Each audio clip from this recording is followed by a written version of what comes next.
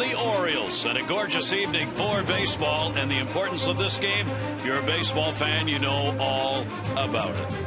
Hi, everybody. I'm Gary Thorne. These are the kind of seasons and the endings that sports fans live for. If we could really predict the outcome of games and we knew the Red Sox were going to be there anyway, you wouldn't play any of this stuff. But who would have thought going into the final series here in Baltimore, the Red Sox would be battling to make it to the postseason? I guarantee you nobody thought that a couple of months ago. And how about Tommy Hunter, the man who's going to go on the mound tonight? Talk about a circuitous route to get here.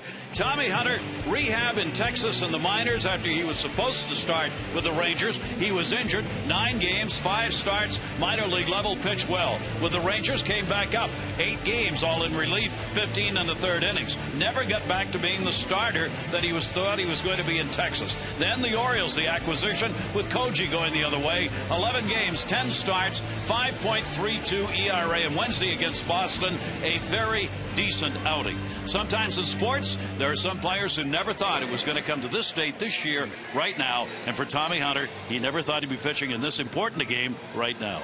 Yeah, well, he's got all the sayings, like a fat kid likes cake and whatever. I don't think he ever really thought he'd be in this position. I think the biggest issue with him is he healthy. He kind of tweaked the groin. That's what got him on the disabled list early in the year. But he has troubles with left-handers. They have now 8 left-handers in the lineup, or actually 7 left-handers in the lineup. They're hitting about 355. But again, he throws a lot of strikes. The Red Sox, it's not, as you know, Gary, it's not about the lack of offense. They're getting about 5.5 runs a game, even though they're 6-18 in September. It's about, can he outpitch Josh Beckett? And Jim, the eyes of the baseball world are here. They are on Tampa Bay. Is it going to be one of the biggest blown leads for a postseason spot ever? Well, the Red Sox are going to test that in the final 3 games. Well, you're right. And, it all started, I remember the Jimmy Williams, who managed the Red Sox, he said, you know what you can do with paper. On paper, this was going to be the best. And I think you have to, the best Red Sox team ever. And then that's what the Herald said. The Globe said, well, they went all out. The team has been sold to everyone as world beaters. And again, they had a real good team. They had a team that you thought was going to be vastly improved. And as you mentioned, Gary, they played very well. Buck Holtz last year, one of the best right-handers. He's going to do a rehab start, maybe be in the bullpen. But they've had a lot of injuries, and then just the pitching is horrendous in the month of September. Which is absolutely unbelievable. Take a look at the head-to-head competition, the Orioles and the Red Sox this season, and the distinction between those first 11 games and then that last series, where the Orioles had a very big impact on now what's happened to Boston. Yeah, and the one number you look at is down the right-hand corner, 799-7. We told you about they can score runs. They beat the Orioles. The one win they got in Fenway Park was 18-9. And 4 of their 6 wins in the month of September, they have scored 12 runs or more. So again, it's not about offense. It's whether Beckett will pitch well tonight. All right, the Orioles would like nothing better, obviously, than to wrap up the season with a nice 3-game series win against the Red Sox. It would be 2 series in a row they would win against them. We'll see if it happens.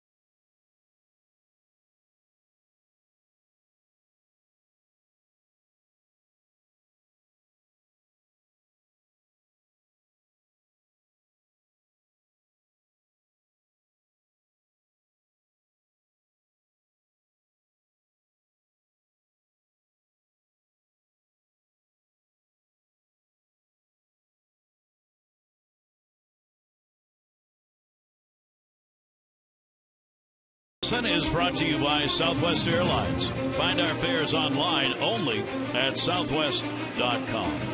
Lots of clouds in the area earlier today, but they really cleared out around sunset time and a gorgeous evening. Take a look at our train. Game time temperature brought to you by Train, 76 degrees, humidity at 78%, very light winds. Visit train.com for an independent train comfort specialist dealer near you. It's hard to stop a train. And here's the starting lineups for the Boston Red Sox. They'll have Ellsbury, Crawford, and Pedroia, Ortiz, Gonzalez, and Lowrie.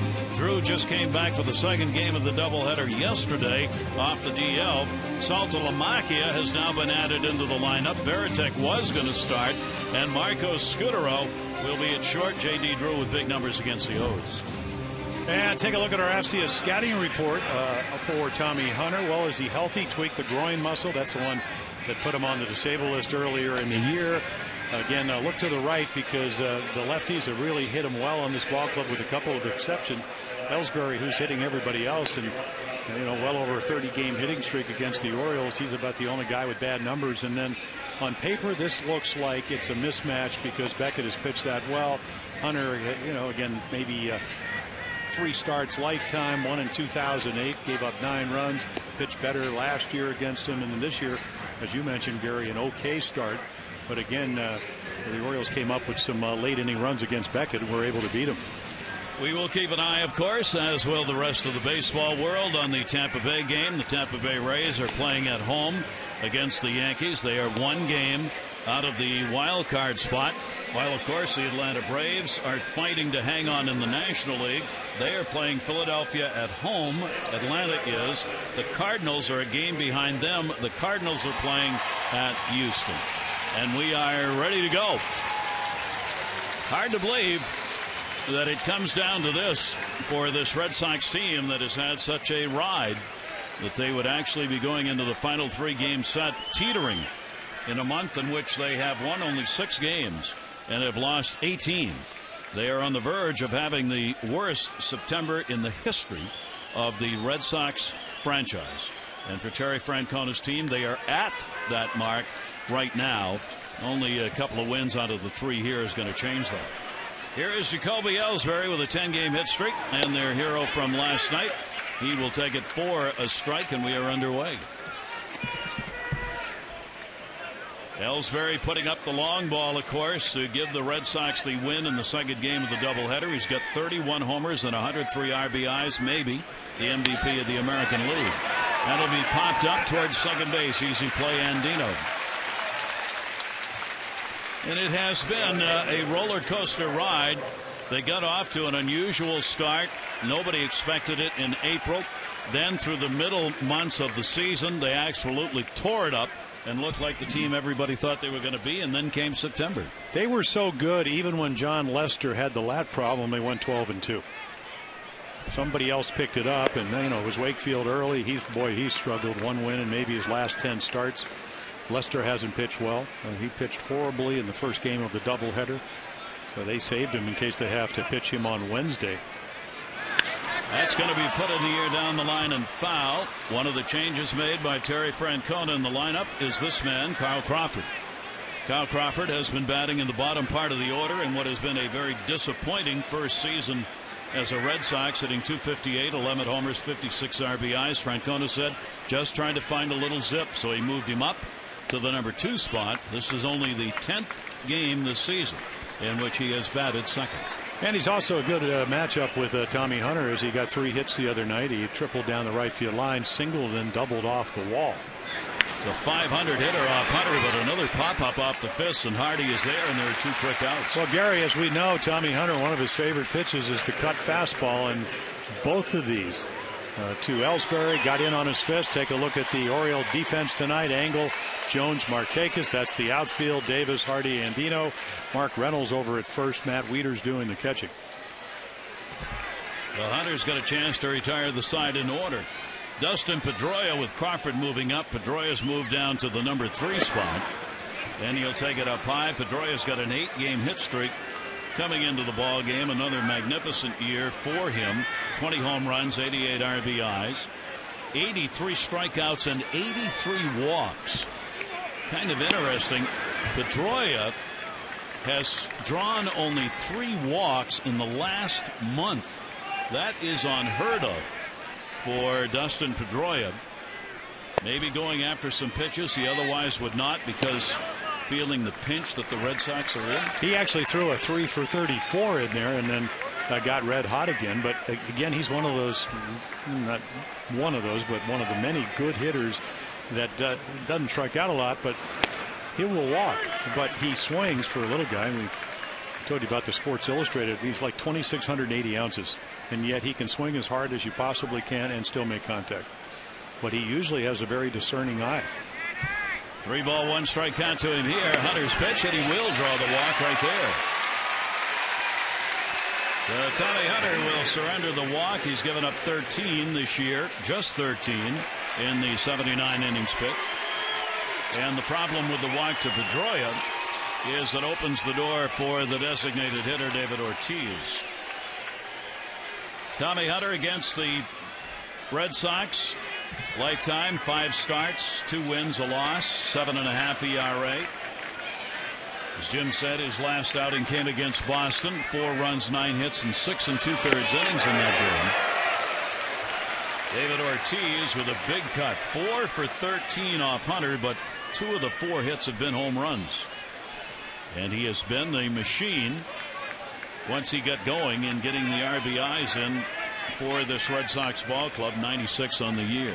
And with Pedroia, you also get the ability to steal bases. Even though Hunter's quick to the plate, you can see almost a slide step. Weeder's one of the better throwing catchers in the American League. But they only get a little over 4 runs a game for Josh Beckett, and they'd like to maybe double that up. No doubt about it type of game. Give him a cushion. 1-1 delivery on the way. Big Poppy's got a base hit. That's a cue shot the other way. Angle coming over to get it. Pedroia's on his way to third base. Throw's going to come in. The second cut off.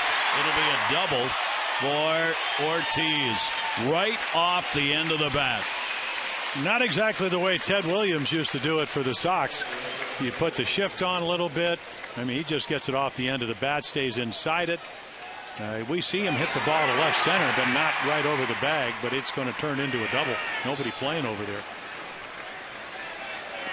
Well, the Red Sox get the early chance with 2 down. David Ortiz kind of, even in this situation, smiling a bit about that double. And that will bring up Gonzalez. Tied for second in batting average. Gonzalez at 338. He and Michael Young both trailing Cabrera at 341. Hard to believe that Red Sox fans could actually be down a little bit on him, but they have been. His opposite field power numbers have gone down a little bit. Yeah, they're going to not going to get a chance here. Yeah, you know, it's very unusual, but you have a control pitcher, Buck Showalter's telling Jed Lowrie, who had a couple of big hits yesterday, even though left-handed, he's much better right-handed this year. You know what? You're going to have to be the guy. This will be the 17th intentional pass picked up this season for Gonzalez. It will load the bases with 2 down for Lowrie. So it gets interesting early in this ball game. There is ball 3 outside. Well, I think it's the right call, because Gonzalez has been that good, Gary, as you know, with 117 RBIs, almost 339 with runners in scoring position. But again, it's the right call, but Lowrie can make it the wrong call by coming up big here. So the base is loaded, first inning, 2 down. And Lowrie, the switch hitter, will stand in left, as Jim mentioned, against Tommy Hunter. Left-handers are hitting .318. Right-handers .255. So that's why this lineup is loaded with lefties. Yeah, he had the collision with Crawford, the subluxation of his shoulder, had to get cortisone shots. That's your lead shoulder here. And gets him in the air to left field. Angle coming. He's going to get there, and the strategy works. As Lowrie went after the first pitch. No runs, 1 hit. The Red Sox lead. The bases loaded. Orioles coming up.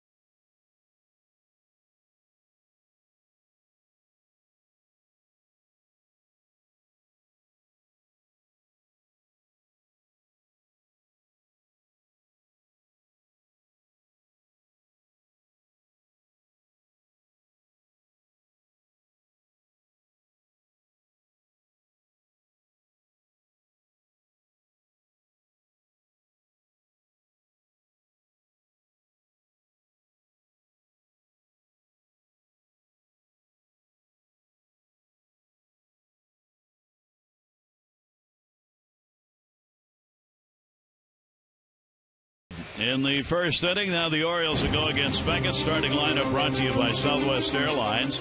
Angle, Hardy, and Markakis. Guerrero, Wieters, and Jones.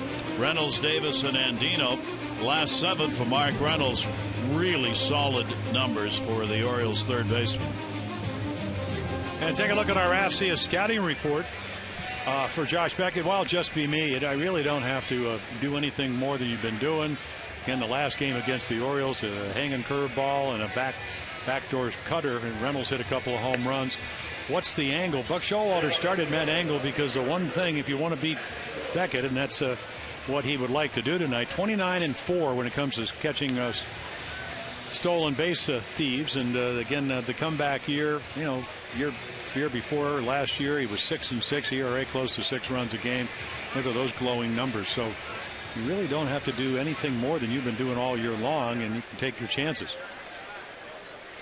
So Josh Beckett pitching. His mind also a bit somewhere else. His wife's expecting a child at any moment.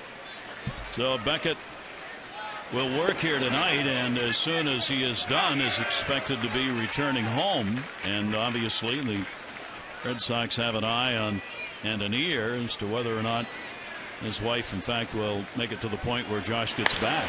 That's going to be a base hit. So Angle is on as he delivers the single, and the Orioles get the leadoff man on base. Take a look at the Red Sox defense. Crawford, Ellsbury, Drew, Lowrie, Scudero, Pedroia, Gonzalez. A lot of gold gloves out there, and Gonzalez and Pedroia, and then Saltalamacchia because of the fact that the captain Veritek was going to catch. Beckett's 73-31 with him behind the plate, but he bruised his knee getting hit by a pitch, late scratch. And here's J.J. Hardy. J.J. comes in with a 4-game hit streak. Orioles with a runner on at first, and Angle will walk off a bit of a lead with Gonzalez holding the bag over there just to chase.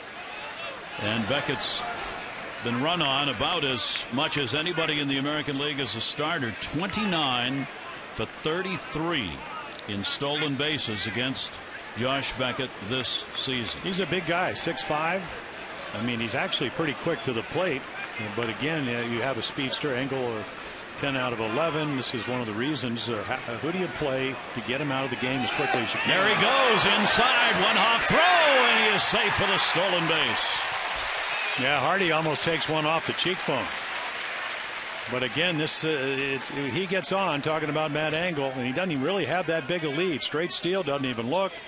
Pretty good throw from Saltalamacchia. Watch him have to go back, have to get himself set, and I'll tell you, very, very close. Just able to get the lead arm, that left arm, for the 11th out of 12 stolen base. So the Orioles get a runner in scoring position for Hardy. 1-0 count, and he did have to get out of the way in a hurry. Pedroia holding the runner close. Hardy up the middle. Beckett's got it. He's got him trapped. Pedroia high throw there and come back to third. Lowrie will chase him and puts the tag on, and there's a big out.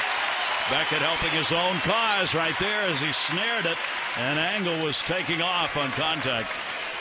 Yeah, he really makes a nice play. You could see J.J. Hardy trying to hit the ball to the right side. If he doesn't catch it, exactly what he does, he would advance the running, but good defense. Once you throw the ball, you become a defender. And they execute the rundown very well. It doesn't give Hardy a chance to get into scoring position. We should mention that in the Orioles dugout, the skipper is not there right now. Buck Showalter left the dugout during the last half inning, assisted by the trainer. The word is that he sprained his ankle and had to go back in and have it wrapped, and that he's going to be coming back out momentarily.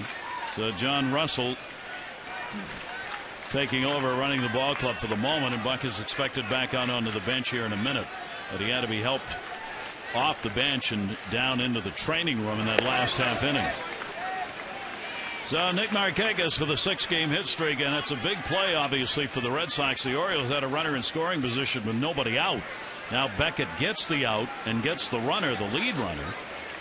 So now Hardy, who is not a base stealer, is on at first base, and Nick Markakis with his 6-game hit streak stands in, and a strike taken on the inside corner. Yeah, even when you get guys into scoring position, the 183 runner in scoring position number, incredibly low. Nick's got a 250 average against the Red Sox on the season. No home runs and 7 RBIs. Outfield will play him a little bit to left to go the other way, giving the gap in right center. Hardy on the throw over is hardly off the bag over there. Just another consistent season for Mr. Consistency with the Orioles. 180 plus hit seasons. That's 5 in a row. Since 54, when the Orioles came to Baltimore, Cal's had 3 such years, Tejada 3 and Brooks Robinson 2. Markakis is the only one to have 5, much less 5 in a row, which is what he's got as a result of what he's already put up here for 2011. Well, Beckett keeps throwing over. Hardy hasn't attempted a steal yet. Here we are in the 160th game of the year, and obviously he didn't check the stat sheet. Maybe he knows more than we do. Or JJ's added speed overnight. Here's the 1-1 delivery and a slow roller first base. Gonzalez quick one relay over to first, and they'll get the double play. Scudero with a relay throw. So through all of that, a single and a stolen base, only 3 come to the plate. 1 complete.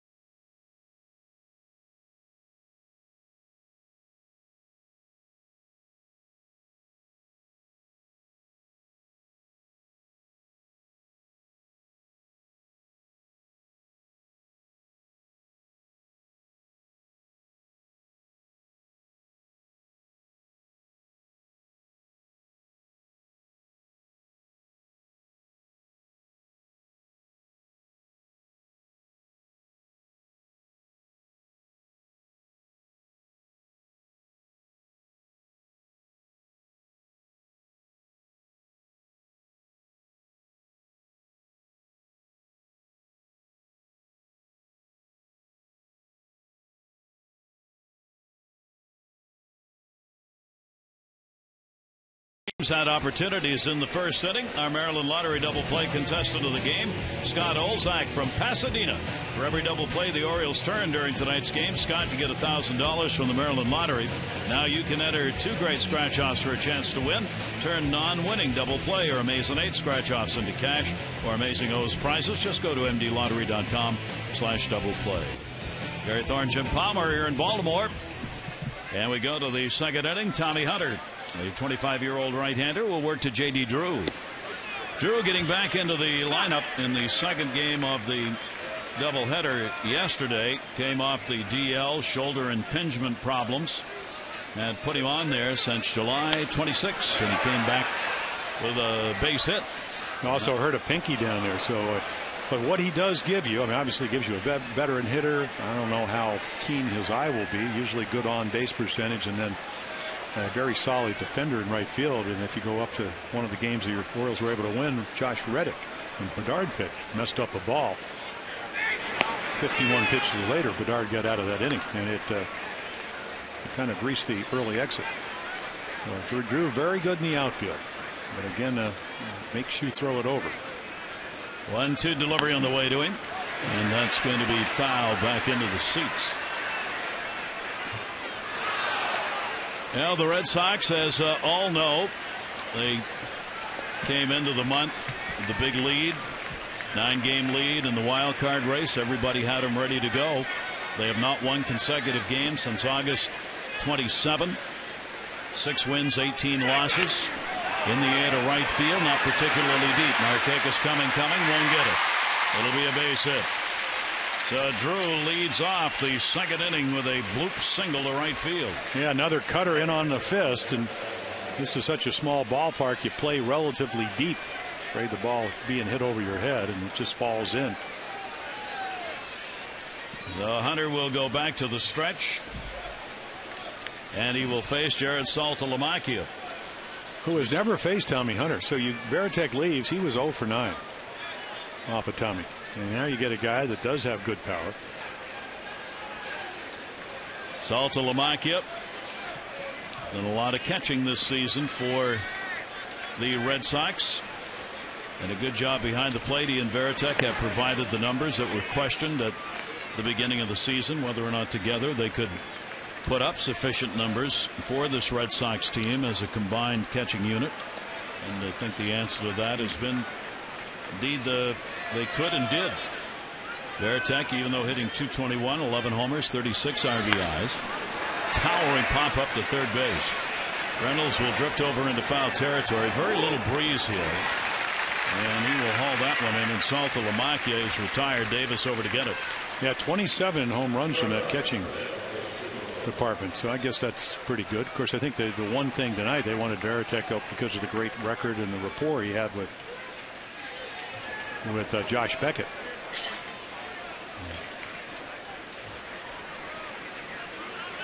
Runner on at first base, and Marco Scudero. And one of the better ninth-place hitter in the American League. What a great September he's having. 31 for 81. Scudero putting up as good a numbers as anybody on the Red Sox this month. 383, a home run. It's not, as we mentioned at the top, that the Red Sox have not continued to hit. I mean, Ellsbury's 368 this month. That ball down the line and curving, and that will be a foul ball. But the numbers on the Red Sox pitching, I mean, nobody would have thought that in the month of September the Red Sox starters are 4-12, and their ERA is 7.17 for their starters. It is the highest ERA in a month in Red Sox history. They've never had a month where a starter ERA has been that high. That's down to first. Diving Reynolds has got it off his knees. One relay flip won't be in time, and you're wondering, dangerous play for Hunter, but looks like he's all right. Well, especially with the groin problem he had, so he gets very cat-like over there. Great play by Mark Reynolds. I mean, again, he's played so well over here from his knees. What a great angle right here. You get a chance to see. And then there comes Tommy Hunter. I guess I just don't know how he didn't re-injure himself sliding like that. That hurts. And Wieters is out there to talk to him about it. There's that injury you were talking about, Jim. Yeah, and this has got him on the disabled list out of spring training, and he just throws a pitch right here, and it wasn't just kind of, he knew something was going on. He said he got tight, a little bit cooler that night. Actually, today, pretty pleasant day to pitch. Unless you have to face Ellsbury. Which he does. Yeah. Ellsbury popped out his first time up, runner at first base. Ellsbury will rip that one foul. And a one-strike count, hitting at .321 as he stands in with the amazing 33-game hit streak that he has going against the Orioles. It is the longest streak that a Red Sox player has had against an opponent, period. 0-1 count. And that's going to be a base hit into left center field. It will be cut off by Angle. Throw to second. Well, throw to nobody. Runner's going to try and come home. Here's the throw to Hunter, and he can't control it. The throw in from center field was to nobody. And Marco Scudero all the way around from first base on an Orioles error. And the Red Sox have a 1-0 lead. Yeah, bullet into the gap. Angle's going to make a nice play to catch it. But right here, I mean, I don't know where that throw is. It's just a heave. And Wieters doesn't know to go. But Hunter, at least, again, I mean, if he can catch it, he's out. So here's what Matt's trying to do. But again, the high throw, no way you can catch it and drop it. So what an active inning for Hunter. But Matt Angle wasn't going to score. Just an ill-advised heave. You can't even call that a throw. Just heaved it in towards the infield. Adam Jones coming over to talk to him about the play. Well, it's a young player where the game speeds up. And it's happened to everybody that's ever played the game. Whether you happened to me when I pitched, you come out, you get to it very quickly. Nobody covering second, so even though he got it quickly, it might have been a play at second, but he just threw it somewhere towards the pitcher's mound. The run will score and the error charged to Angle. There'll be no RBI. Ellsbury will be credited with a double, and he moves up on the errant throw to third base. Long talk with Hunter now. Has got 2 down. And Carl Crawford coming up. We think. Crawford hasn't made an appearance out of the dugout. Here he comes. Home plate umpire saying let's go. Las Diaz not wanting delays here. Yeah, Crawford, horrible start, 155 in April. Of course, this month never hit for a lot of home run power. 19 last year, his career high, but 282 in the month of September. Not bad. And a big RBI chance for him. And remember the 3 hits right there. He had his pitch, just missed it, fouled it straight back. When a hitter does that, boy, it's time to either throw something different or get out of that zone. Runner at third base, 2 down. Unearned run scored as the Red Sox get on the board. Good heads up play by Scudero. Came around third. Tim Bogart keeping an eye on the ball. Third base coach and drove him home. That's going to get a short. Hardy, that was hit hard. The throw will get him. But a run in on a couple of hits and a big error. It'll be an unearned run. A runner left at third base. Red Sox lead it.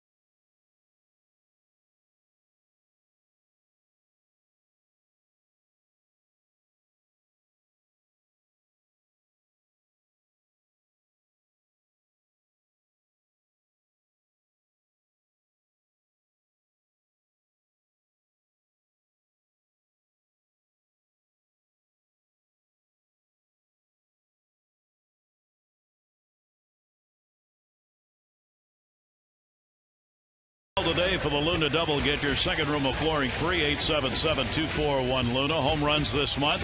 American League leaders team-wise. The Rangers on top, followed by the Tigers. Notice anything there? Like they're both going to postseason.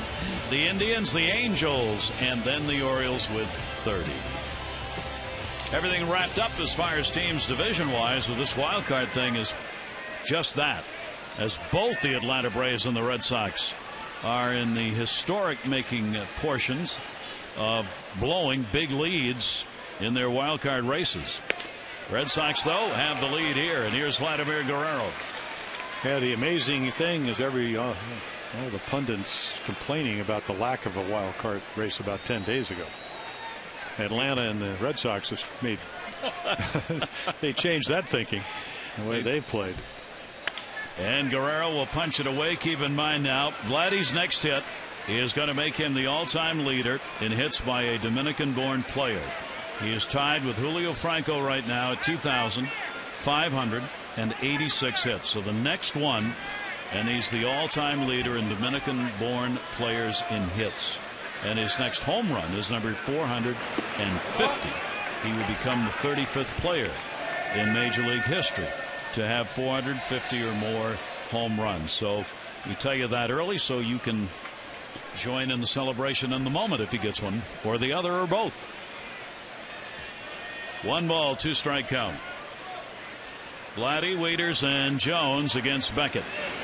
And a chopper to second base, Pedroia. One down. Yeah, Vladimir, pleasure to watch.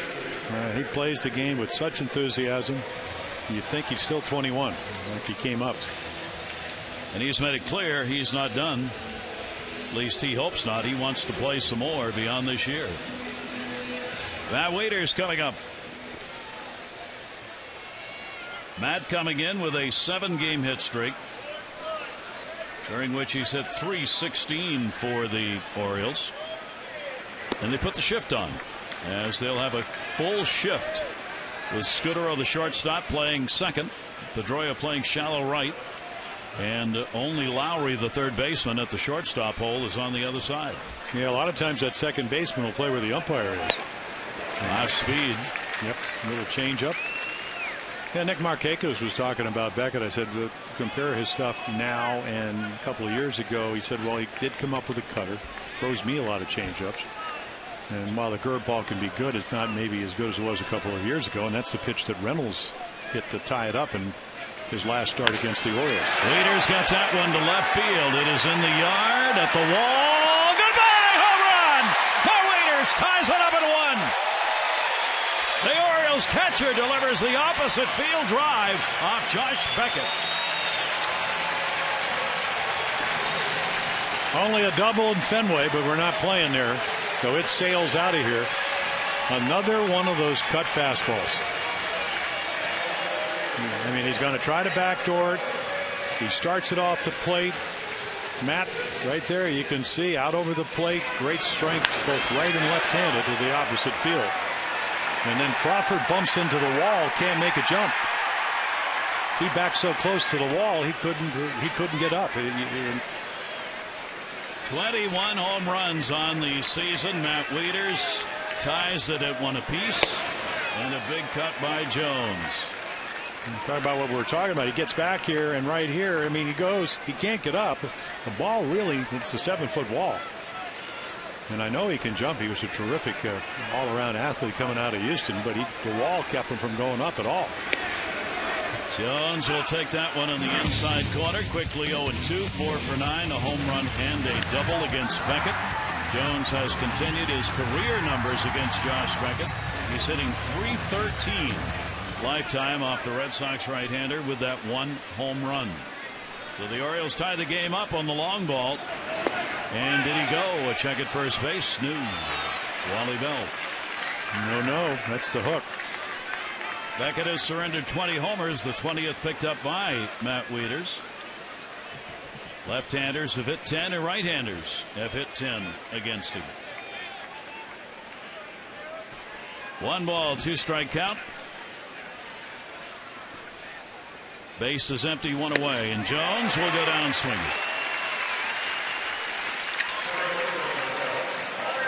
Yeah, 8 strikeouts just earlier. Well, I guess last week by now, but his last start was against the Orioles and just up the ladder at 94. I think the Orioles want to see him throw some more cutters so he can speed up the bat. That's what Reynolds hit. That's what Wieters hit. He certainly hadn't lost much on his fastball over the years. Matt still celebrating the home run over there. Here is Mark Reynolds. And Mark goes after one and fouls it back. Mark continues to be what the Orioles went out and got. 2 home runs off Beckett, September 21.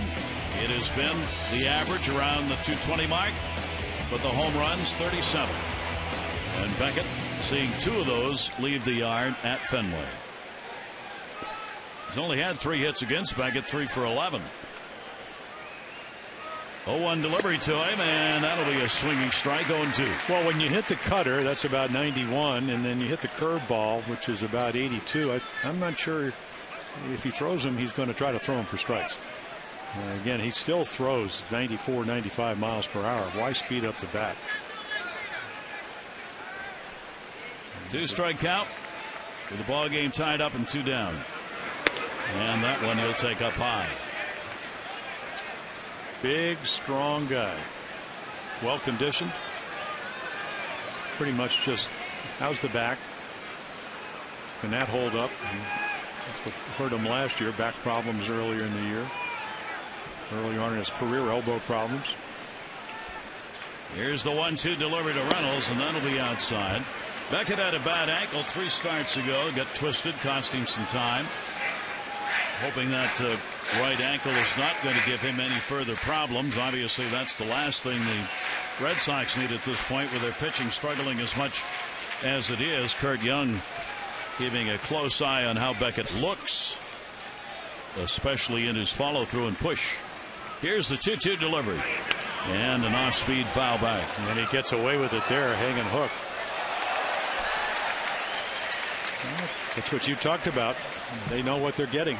Is what he is, and you see the plate appearances strikeout thing has gone back up, if you will, a good thing, to 3.2 as it was in 2007, and the home runs have gone up on a yearly basis, even though the average has continued to dip here, especially in the last couple of years. But that's about 19 points lower than his lifetime average. The runner in scoring position number, that's what when they got him, I'm going, okay, he's 241 lifetime hitter, 261 when runners get in scoring position. And Jim Presley, Oriole hitting instructor, said maybe tone it down a little bit with 2 strikes. I haven't seen a lot of that. No, he still airs it out. 2-2 delivery on the way to him, and that'll be on the other side of his head. Breaking ball, it didn't, and a 3-ball 2-strike count. Well, it does it opens up the outside corner. I mean, he overthrows it, and of course the curve ball, and this time it'll just spin over his head, so he's got to do the limbo. And our Jeep Expo brought to you by the 2011 Jeep Compass. Pretty good numbers on 3-2 at 260. And he'll back out. We're looking at the I was looking at the numbers today, all time in the American League. We talk about the strikeout home run ratio thing that Mark Reynolds has. You have to go back to, of all people, Ted Williams to find a number like Mark Reynolds. The fewest RBIs with 37 home runs in the American League, 1957. Ted Williams had 37 home runs and only 87 RBIs that year.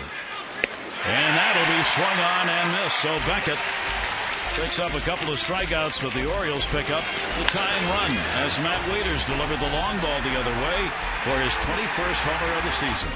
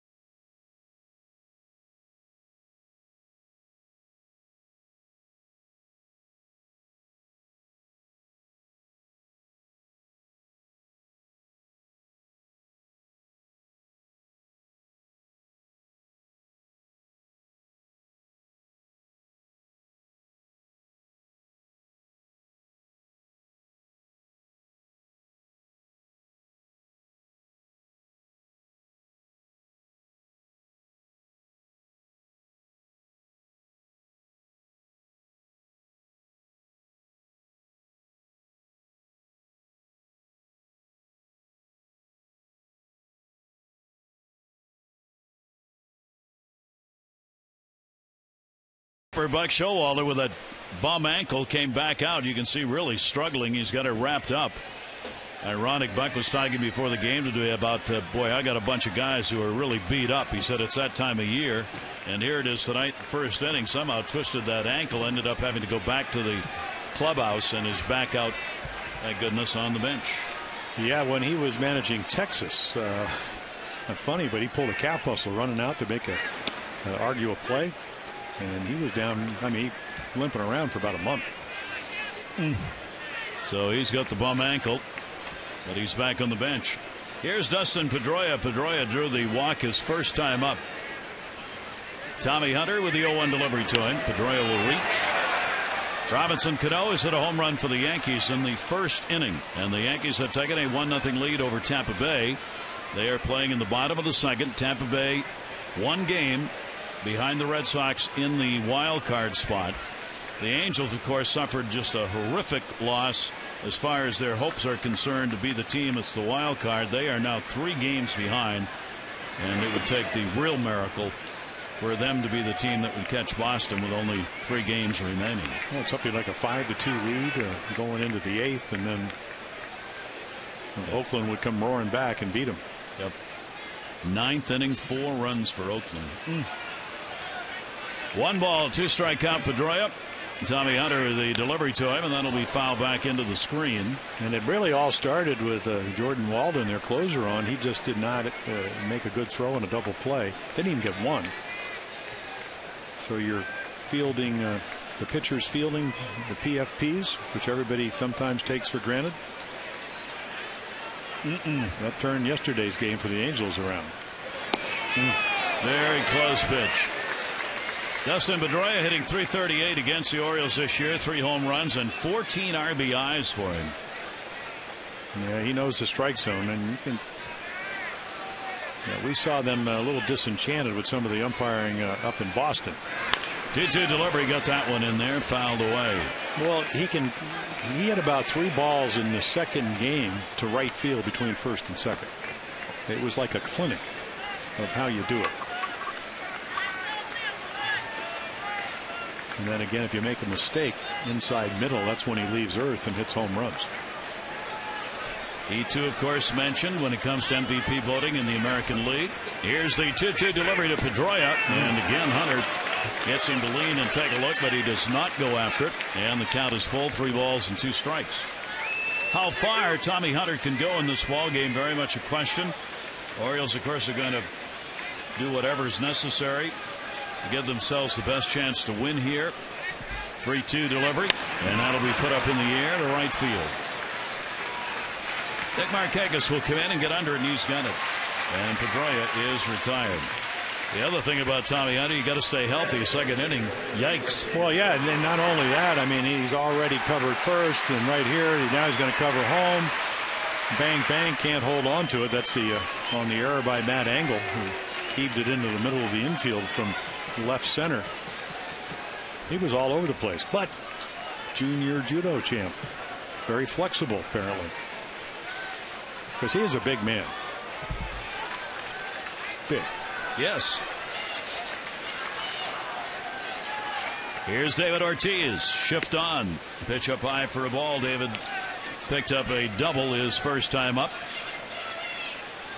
For Ortiz this year, a .326 average against the Orioles, a couple of home runs, and 8 RBIs. 1-0 delivery. Ortiz didn't want to, but it was too late. And he got that one by him in a 1-ball, 1-strike count. Well, the Sox as a team are hitting .338 against the Orioles this year, and it's the fastball he chases. Still looking to hit 30, yeah. Yeah, leading the DHs in home runs and RBIs, not surprisingly. And that is in there for a strike. Hunter mixing it up here, a little on, a little off, and Ortiz leaning 1-2. Yeah, you can't throw a changeup any better than this. Watch the glove, late finish. Here's the 1-2 delivery on the way. And he got him on the outside corner, and Ortiz didn't like it. I mean, very rarely, if you did this as a pitcher, you'd be gone so quickly. But, you know, they've done this for years, and umpires let them get away with it. I mean, I understand the fans do come, and this ball is definitely off the corner. It's one of those backdoor cutters. You're trying to start it outside and then bring it back, and it never comes back. It's almost on the chalk, as a matter of fact. Shouldn't have turned around and looked at me on the second one I called. Well, but there's some merit to that. I don't really think that most umpires do that. Some do, obviously. No, just kidding. No. I'm with you. No, I know. You don't want to. I don't. If you're a pitcher, you want them on your side, and if you're a hitter, you want them on your side. Yeah. So if you turn around and show them up like that, if it's close, you're not going to get the call. Right. Yeah. I'd rather take my chances and just say, you know what, walk. Just say very simply, but if you stand there and do the gestures, number one, you should get tossed. I mean, that happens all the time. The other thing is, you think he's going to forget that? He needs to be lectured in front of whatever 1,000 people. And Gonzalez, Adrian Gonzalez will foul that one back. He drew an intentional pass his first time up that worked for the Orioles. Well, highest average against an opponent? Well, that's pretty high. Well, that's why they walked him. And then Lowrie swung at the first pitch and hit a fly ball to left. And that's just for smart baseball. Here's the 0-2 delivery. Unfortunately for the Orioles, 2 Red Sox on that list against them, Ellsbury and Gonzalez.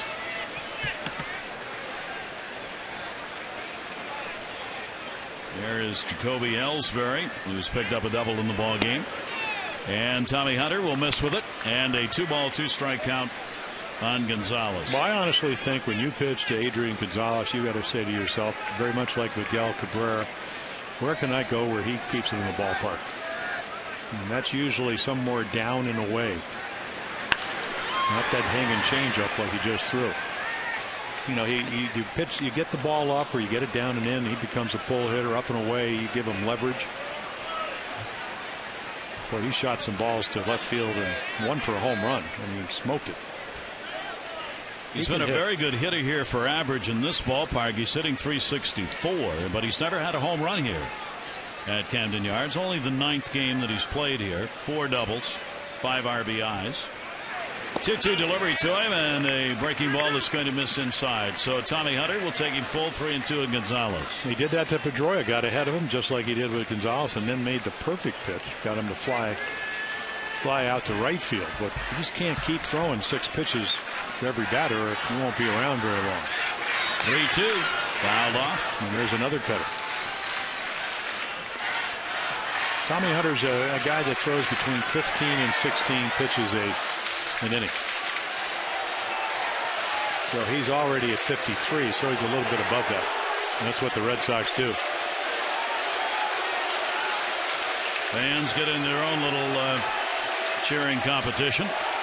Look at those numbers with 3 and 2. Over 300. 3-2 delivery on the way to him, and he got it in there. Good pitch. Kept it away. Played by Andino. And Tommy Hunter retires the side in order. Red Sox lead the wild card by 1 game with 3 to go, including this one.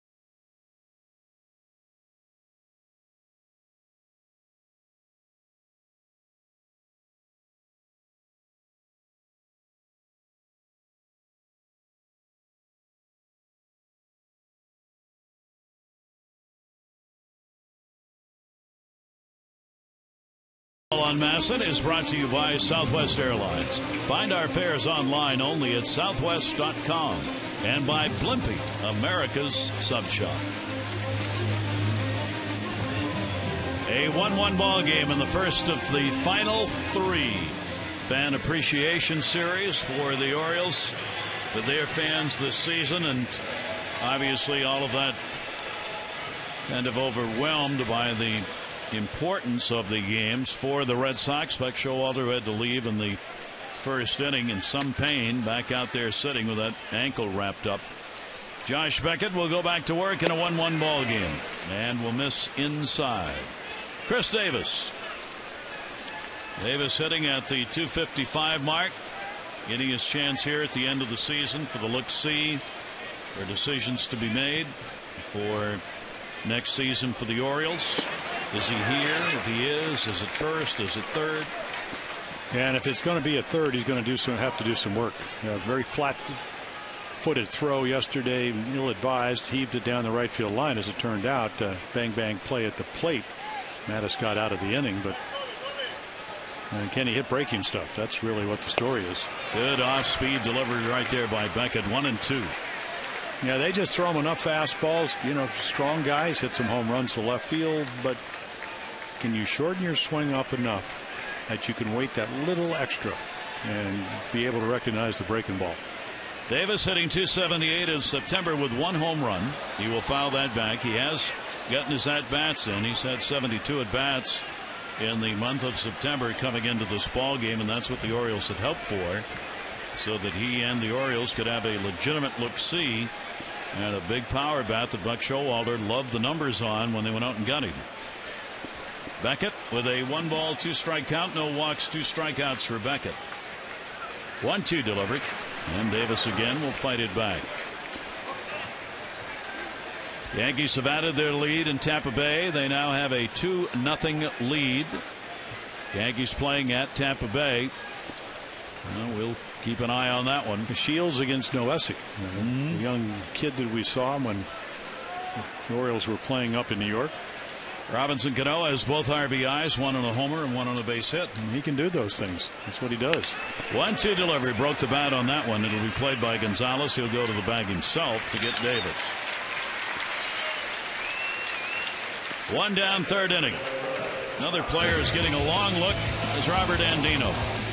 Certainly, if there is a player where you're looking at most improved in the course of the year, Robert Andino for the Orioles has got to be considered in that category in every way, both offensively and defensively. Yeah, hands down. He can play everywhere. He can play left field, but he's a terrific third baseman. He turns a double play about as well as anybody. He can play shortstop. Runners in scoring position numbers have come up. Numbers against right-handed pitching has come up. Otherwise, you'd be platooning him.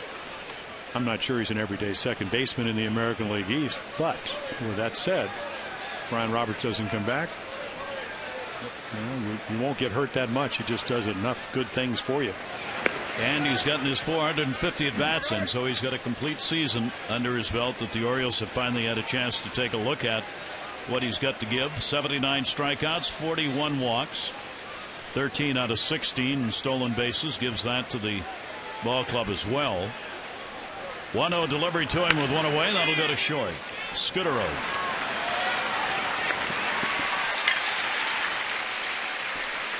Fan appreciation celebration continues tomorrow and Wednesday as the O's close out the season against the Red Sox.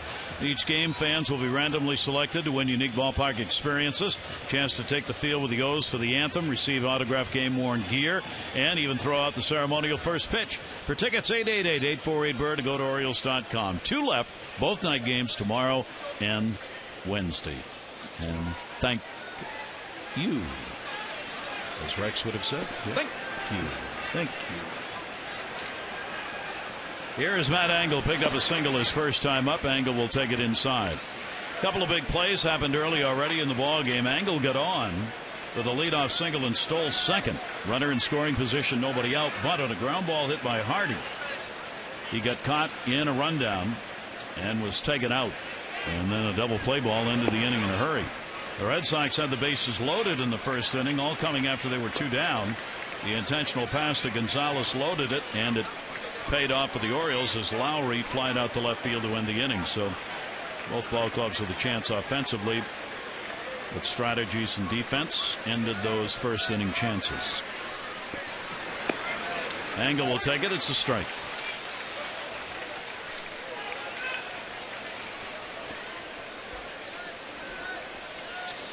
Unearned run for Boston on the Engel error that came in the second. His throw in allowed Scudero to come all the way around from first base on an Ellsbury double. 2-1. Bunting trying to drag it and fouls it back. Yeah, that's simply get it by the pitcher and beat the pitcher or the second baseman fielding it and get to first. And another reason is he's playing, even though Nolan hit a 431-foot home run yesterday, is that he's 0 for 9 against Beckett. So get Angle on. Hope he gets on a couple of times, and as he did earlier, steal the base. Reimold's been coming on. Nolan's had a real good month of September, and other players had a good look-see. He's hitting .281 in September, and he's got 5 home runs. 2-2 delivery on the way to Angle. He had to wait on that. Punches it to Crawford in left field. And Carl Crawford has it. And it's a 1-2-3 inning. 5 in a row. It's retired since the Wieters home run that tied the game at 1-1.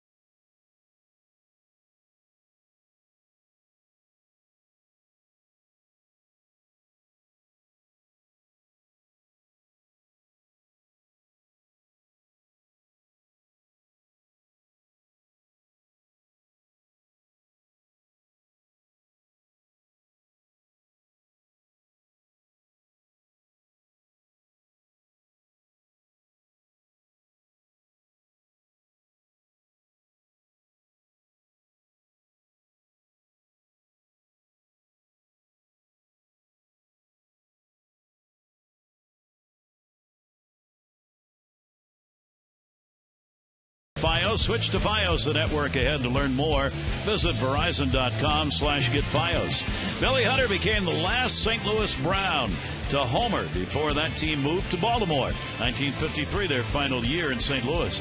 In 81, Astro Nolan Ryan became the first player to have 5 no-hitters. And in 98, in his last game, Juan Samuel, former coach, interim manager here, played for Toronto. Pinch ran, stole third, and scored the winning run. That was in 1998 for Toronto against the Detroit Tigers. All on this date. Couple of walks, 1 intentional, 1 strikeout for Tommy Hunter. And the first pitch, an off-speed breaking ball, will be taken by Lowrie. Yeah, he didn't hesitate. After the walk, Gonzalez, Hunter made a great pitch down and away. He just simply lofted it into the left, and he was out of trouble. 1-0 delivery on the way to him, and he crunches it to right field. That is deep and way back, and goodbye, home run. Lowrie with a pull shot, and the Red Sox are back on top 2-1. Only his second home run left-handed. He was telling me today, Gary, he said, I naturally am a right-handed hitter, but everything I've always done left-handed. I couldn't figure out why I'm not hitting, but he gets a hanging changeup, and everything changes. It just stays up enough. You speed up the bat. And then again here, it just sails over the scoreboard to make it 2-1. Just his 6th home run of the season. So Lowrie gives the Red Sox the second lead of the game. And J.D. Drew will punch that one back. Drew had a single his first time up. Lowrie getting the long ball for this Red Sox team. That's 3rd in the majors in home runs. Here's the 0-1 delivery, and that's going to be taken inside for a ball. You know, the Red Sox used the long ball themselves to answer the home run by Wieters that had tied it up. Red Sox 3rd in the American League as well at homers. The Yankees have the lead, and Texas is 2nd in home runs in the American League. And then comes the Red Sox. Lowrie not one of those expected to drill the long ball. The man sitting down next to him, David Ortiz, a more likely suspect when you're talking about home runs. Well, with the guys that are line drive hitters, when you speed the bat up, and that's what the changeup does. Not that you can't throw it, you just can't throw it in the middle of the plate. For Tommy Hunter, he has given up 12 home runs on the year, and 9 of those have been hit by left-handers. Here's the 2-2 delivery, and he had to reach through. Will go to left field with that angle. 1 down.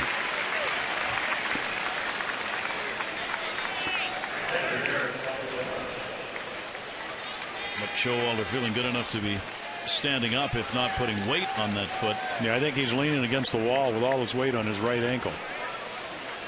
He's got that other one wrapped up. You see how badly he limps when he tries to move on it.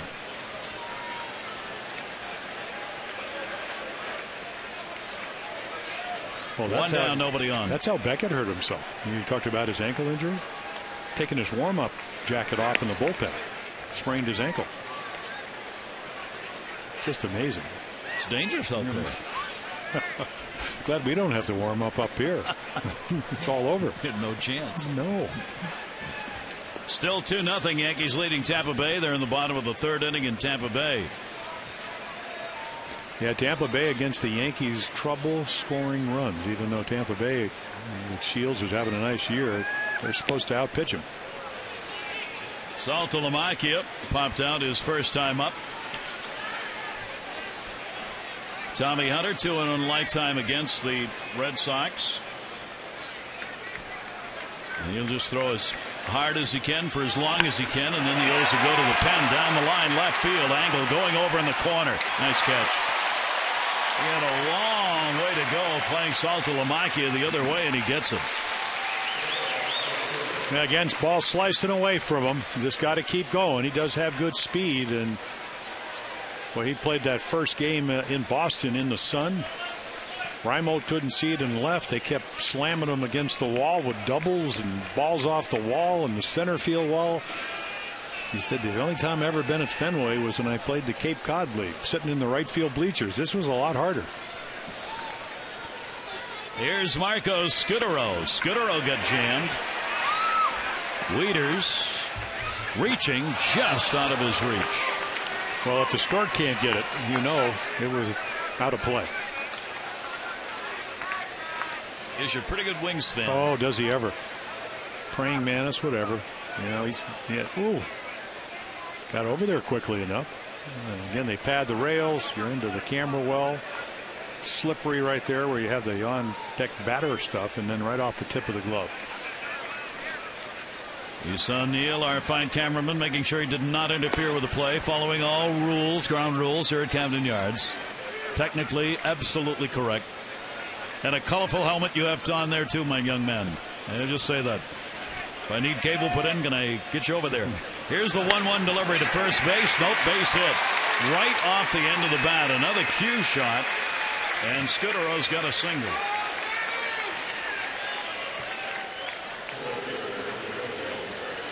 You know, constant pressure when you know you're not getting a lot of runs and think you're making good pitches. He just shoots it into right field.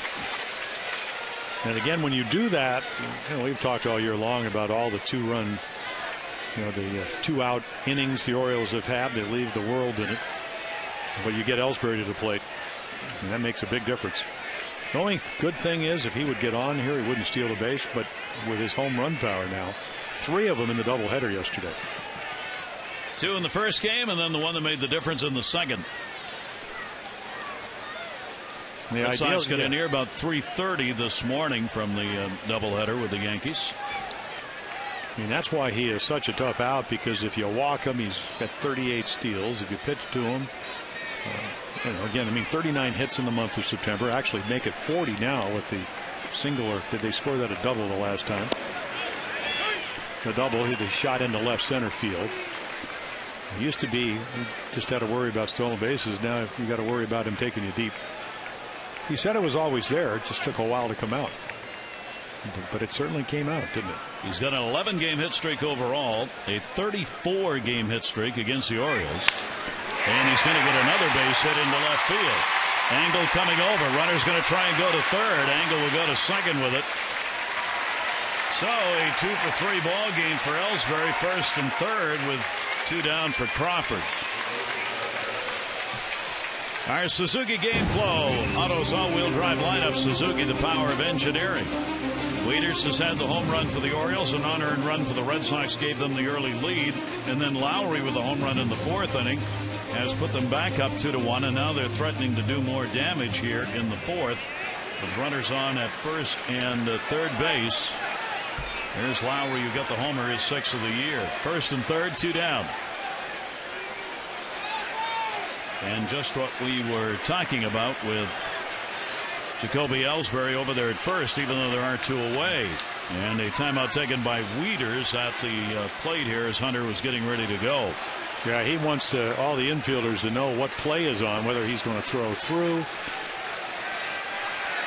So again, it'll be interesting to see if they'll take the bat out of Crawford's hand and let Ellsbury run, get into scoring position. Does take away the hole. Crawford will go after the first pitch and foul it back. He's 0 for 2. He's popped out and grounded out in the game. And he came in with the best numbers a lifetime against Tommy Hunter. 7 for 14. So another big chance for the left fielder. Red Sox have the 2-1 lead, and as has been a problem for the Orioles all year, 2-out runs. The run that scored in the 2nd inning was a 2-out run. 0-1 delivery will be up high from Hunter, and a 1-ball 1-strike count on Crawford. And remember the 3 for 3 against Tommy Hunter. A cutter he pulled into the right field corner for a triple. Fastball in, sliced it inside out off the wall, and then just a routine single on a fastball in the middle of the plate. Scudero and Ellsbury are the runners. Here's the 1-1 delivery. That one's going to be to right field. Markakis coming, diving, and he's got it. Nick Markakis on the little slide to put it away. 1 run in, 3 hits, 2 are left on base. The home run by Jed Lowrie has given the Red Sox a 2-1 lead.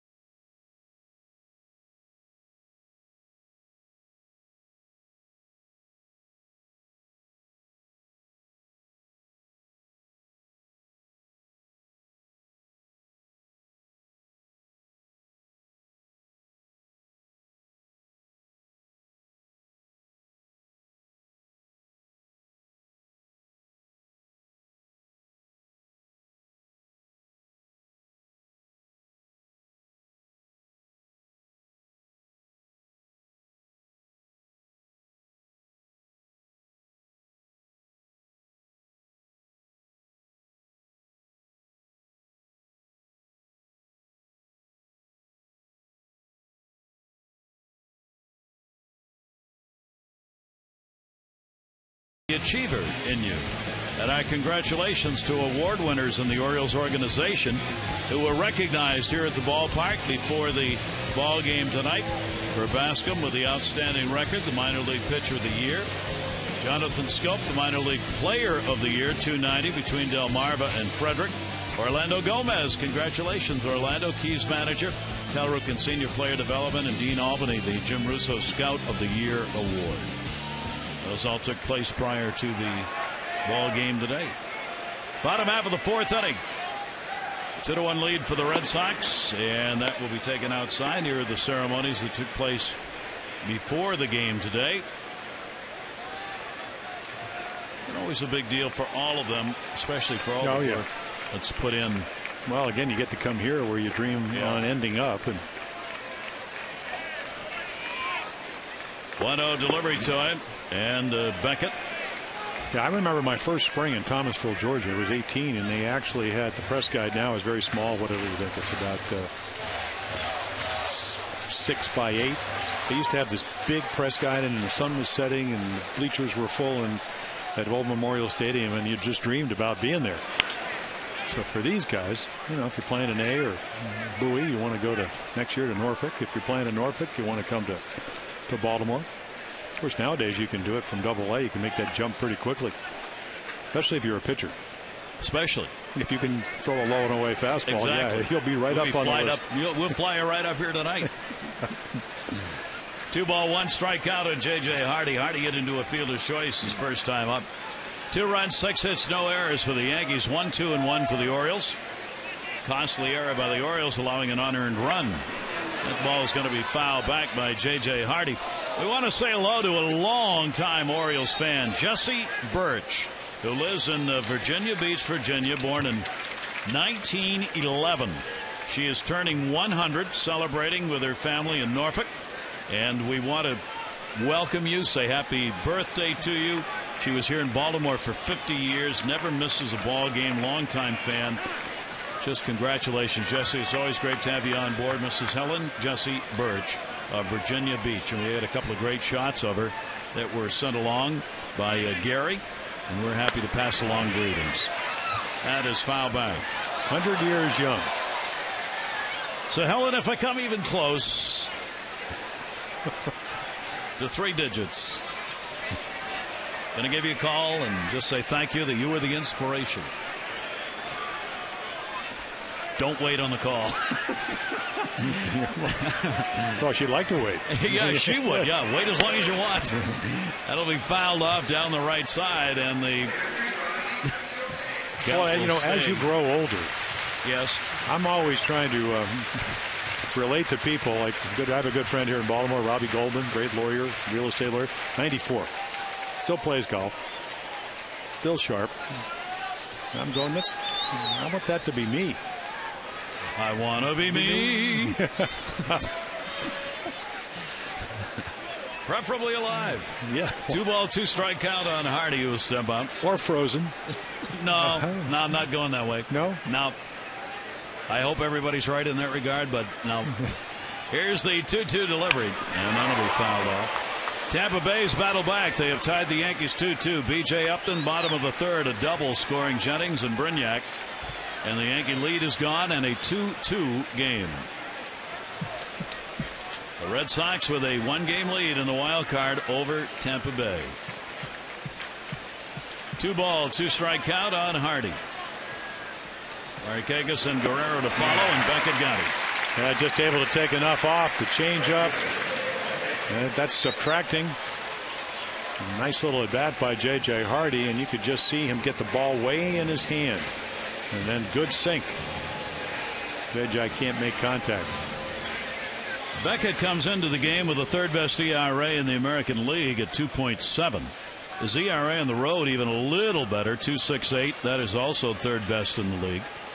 Opponents hit against him 2.07. That's right, 2.07. The 2nd lowest average in the American League. Here's Nick Markakis, and Nick will take it inside for a ball. Well, we know Verlander's number 1. You know who's number 2? Maybe Weaver? He's number 3. Beckett? Yeah, Beckett 3. Are you talking about ERA? Yeah, no, just talking about batting average. Verlander's like 194, I believe. Really low. That's still. We can find that out. Yeah, oh yeah. I'm looking. 1 ball. Here's the delivery to Markakis, and that'll be taken up high. Orioles in need of base runners here, or get Beckett to try and go a little deeper in pitches thrown. He's up to 48 so far delivered in the ball game. Yeah, he's been very efficient. 2-0 delivery, and Markakis will take that, and it's on the inside corner for a strike. Opponents against Verlander are hitting 192, and then Beckett is 2nd with a 207 average. Yep. And then 208 for Jeremy Hellickson. And there are some hellaciously low numbers by American League pitchers as far as opponent batting averages are concerned. Got Markakis to go after one away after he'd set him up, and a 2-ball, 2-strike count. Yeah, you think you're going to get a good pitch to hit 2-0. He nails the inside corner, and now all of a sudden, okay, I've seen 3 pitches, and then he throws it up and away at 94 with great movement. So cutting it in, running it away, and you still have the curveball and the changeup to look for. 2-2 delivery, and Markakis will take it up high. So a 3-ball, 2-strike count. The Orioles have a single by Angle and a home run by Matt Wieters. That's it. They have not left a runner on base through the first 3 innings. Have hit into 1 double play. Red Sox have stranded 6 through 4 against Tommy Hunter. 3-2 delivery, and Markakis will chop it foul. Right back here tomorrow night for Game 2. Everything riding on the outcome of this series, and that with New York and Tampa Bay as far as the wild card. Zach Britton and former Oriole Eric Bedard, 2 left-handers, the scheduled starters in the ball game tomorrow night. Terry Francona's not named a starter for Wednesday. You're going to wait and see what the situation is. Orioles have Alfredo Simon penciled in. Well, the first playoff game is Friday. Yep. So Beckett would be out of the picture because he's pitching on Monday. Obviously, you really have 2 outstanding starters, and Bedard's your 3rd guy. Buchholz, again, is going to do a simulated game today, maybe come back and be ready for the bullpen on Wednesday if things go well, I guess. But he's not going to start. Well, that's, they were going to have 3 number 1 starters if they were healthy. And Lester is healthy but not pitching as well as he is, and Beckett has pitched well, and Buchholz hasn't pitched since June 16th with a stress fracture. John Lackey, ERA of over 6 runs a game. 3-2, and he's on with a walk. Close pitch. Yeah, did he want that pitch?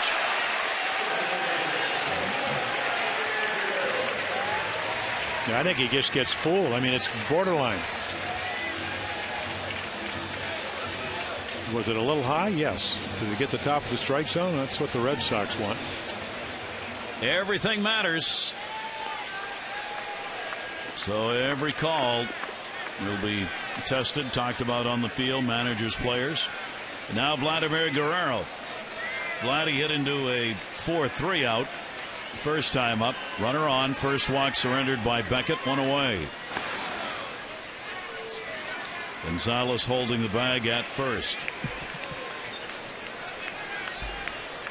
Yeah, Nick with his 12 steals, he's run the most, not a lot, but the most since his rookie year.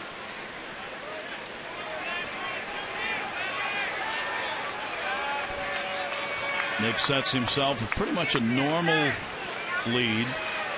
You'd like to get Beckett to throw over, at least take notice. Maybe give Guerrero a better pitch. Guerrero got jammed and fights it off.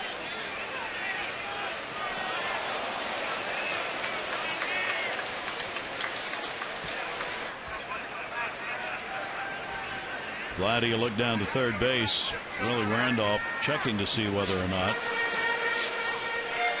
Markakis is going to be running at first base.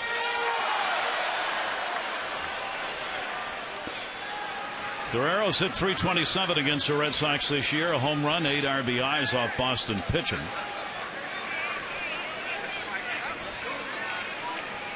Markakis does not extend the lead, doesn't shorten it either.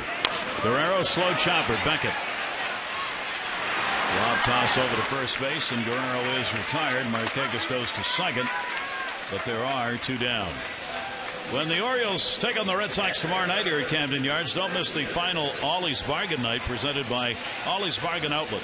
All upper reserve seats $10. Gather your family, friends. Enjoy one final night out here at Camden Yards. 888-848-BIRD or go to Orioles.com.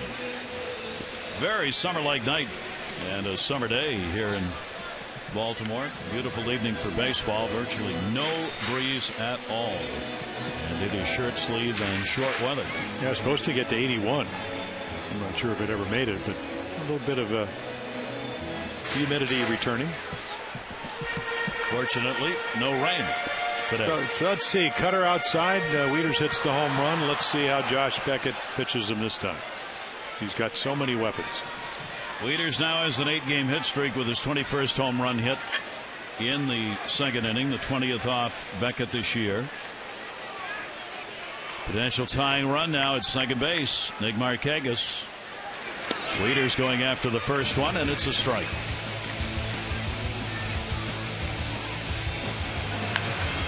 Just a little cutter away, and then Crawford bumps into the wall, can't jump. Orioles get their only run to this point. You could see him sitting right on the third base side of the pitching rubber, that angle right to the outside corner. And the 0-1 delivery to Wieters. That'll come back inside. And a 1-ball, 1-strike count. Ball game playing out the way I guess baseball fans who just want to see great baseball hope it will for Buck Showalter.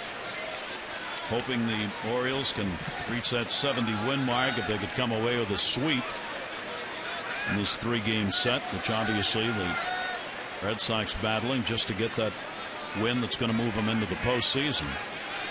1-ball, 1-strike count, very close at second. Scudero holding Nick Markakis. And Wieters right where Scudero was playing. He's got it. And it's there in time. No runs, no hits, no errors. Orioles leave a base runner, the first one they've left on in the ball game. 2-1 Boston.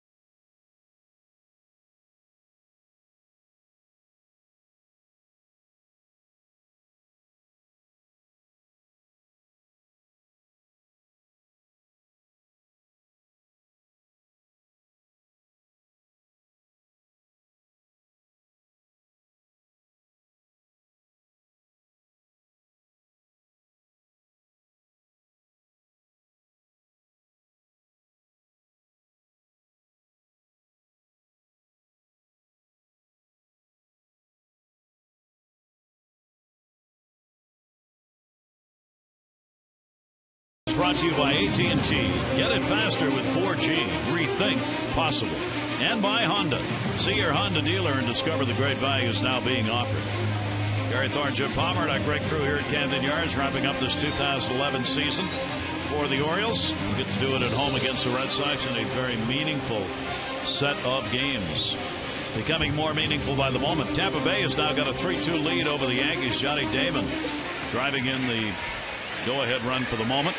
Tommy Hunter has walked 2, 1 intentionally. He has struck out 1 and has given up the 2 runs, 1 unearned on 6 hits. And Tommy battling here with both of these teams, of course, having extraordinary numbers of people in the bullpen. Well, they do, and again, they put extraordinary hitters at the plate. Every time you work your way out of trouble like he did in the 4th, here comes the heart of the order, 3, 4, 5. About as good as it gets. Pedroia, Ortiz, and then Gonzalez. Dustin Pedroia. The 0-1 delivery to him is outside. Pedroia has drawn a walk and he has flied out. Dustin Pedroia brings an 8-game hit streak with him. He's hit at a 13 for 35 clip during the hit streak. 1-1 delivery to him, and he'll rocket that one to center. Jones is going to play it on a hop. The leadoff single here in the 5th inning for the Sox. Get maximum access to exclusive Orioles interviews, behind-the-scenes content available only through social media. Be the first to know when you like Masson on Facebook at facebook.com/MassonOrioles. Content you just can't miss. And now Ortiz having a continuing discussion with Diaz. He was not happy in his last at bat being called out on strikes. This conversation looked, however, to be amiable. Yeah, forget I've showed you up. And yeah, I'm talking to you now because I really like it. And the pitch, they strike on the inside corner. Didn't work, David. Ortiz has doubled, and he has been called out on strikes. A little more conventional defense because with a runner on, they don't put the full shift on.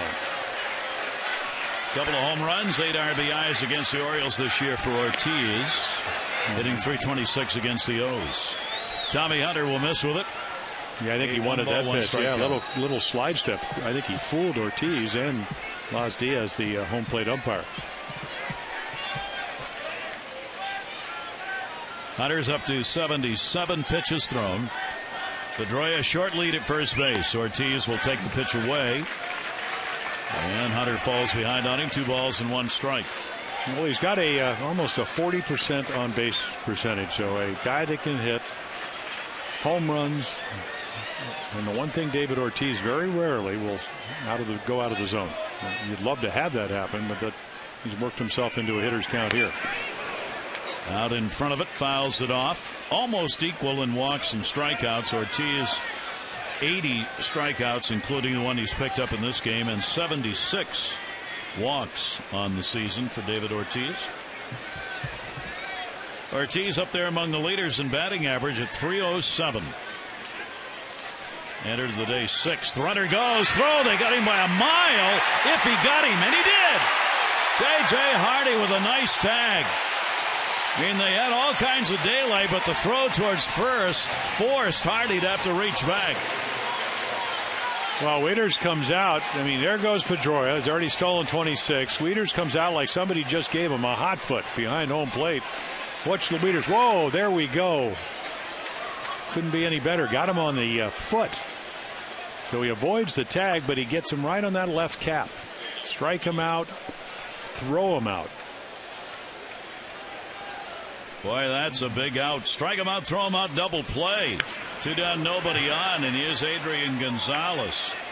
So Ortiz struck out for the second time, and with an unusual double play. Congratulations, Scott Olzak from Pasadena. You just won $1,000 from the Maryland Lottery double play contest as the Orioles turn 2. And a nice play by Hardy, combining with Wieters to get the out. Good high fastball that Gonzalez is behind on 0-2. Well, you still present a home run challenge, but again, boy, what a huge play that is, because you want to hang as close as you can to Josh Beckett. You don't want to give him the cushion he had in Boston when he was ahead 4-1. Pedroia taken out on the base pass. Well, if you're under 2.1 seconds releasing the ball and getting it to second base, and that's good. Wieters is around 1.7, 1.8. Scouts will tell you. I don't know if you can get rid of it any quicker. 1-2 delivery on the way. Gonzalez second in the league in RBIs, coming in with 117, 2 behind Curtis Granderson. And of course he is second, still a very real short out of batting title, with Cabrera hitting .341 and then Michael Young and Gonzalez at .338, tied for second. 2-2 delivery to Adrian Gonzalez. The off speed pitch is going to miss away. Doesn't want to lose him. 3-ball 2-strike count. Yeah, another remarkable number 62 of those 117 RBIs on the road. So it's not just about Fenway. Leader in hits with 210 on the year. He, Michael Young, Ellsbury are the 3 over 200 hits in the American League. Came in on him and it's foul back. What an acquisition for the Boston Red Sox. Just blew everybody out of the water in the offseason when the announcement was made that they were the ones who were going to get him. Well, they got Gonzalez at 28 and Crawford, even though they called it a felony, not a misdemeanor, because he had to say a felony. It was a felony by Theo Epstein. And he walked. Yeah. They were, in fact, one of the articles last week said that the signing of J.D. Drew becomes a misdemeanor, and felony of Lackey and charges are against Theo and Crawford. Now Gonzalez, you get a gold star. Yes, you do. Kyle Crawford, I think before it's all said and done, will probably be a gold star as well. He's just learning what it's like to play in Boston and left field and where to hit in the lineup. He's bothered by the fact he's hit at the lower part of the lineup rather than at the top part, he said. But he'll adjust. He's too good a player not to come back and be the real star that you saw in Tampa Bay. He's just too many tools to be held down. That's all the East needs. Yep. 1-0 count on Jed Lowrie. Runner at first base. Third walk surrendered by Hunter. One intentional. Lowrie a big home run. His 6th of the year. He pulled it over the scoreboard in right field, leading off the 4th inning. So it is a 2-1 game. Red Sox lead. Well, he hit a changeup, and I would imagine now that he gets a count, it's either going to be a cutter. And a lot of hitters will look inside half and try to cheat, especially when you've thrown. Let's see where the target is, down and away. Getting to pop that one up. Shortstop back, Hardy. And he's got it. Good job by Tommy Hunter. No runs, 1 hit, no errors, 1 left on base. Strike him out, throw him out, double play. Big part of that inning.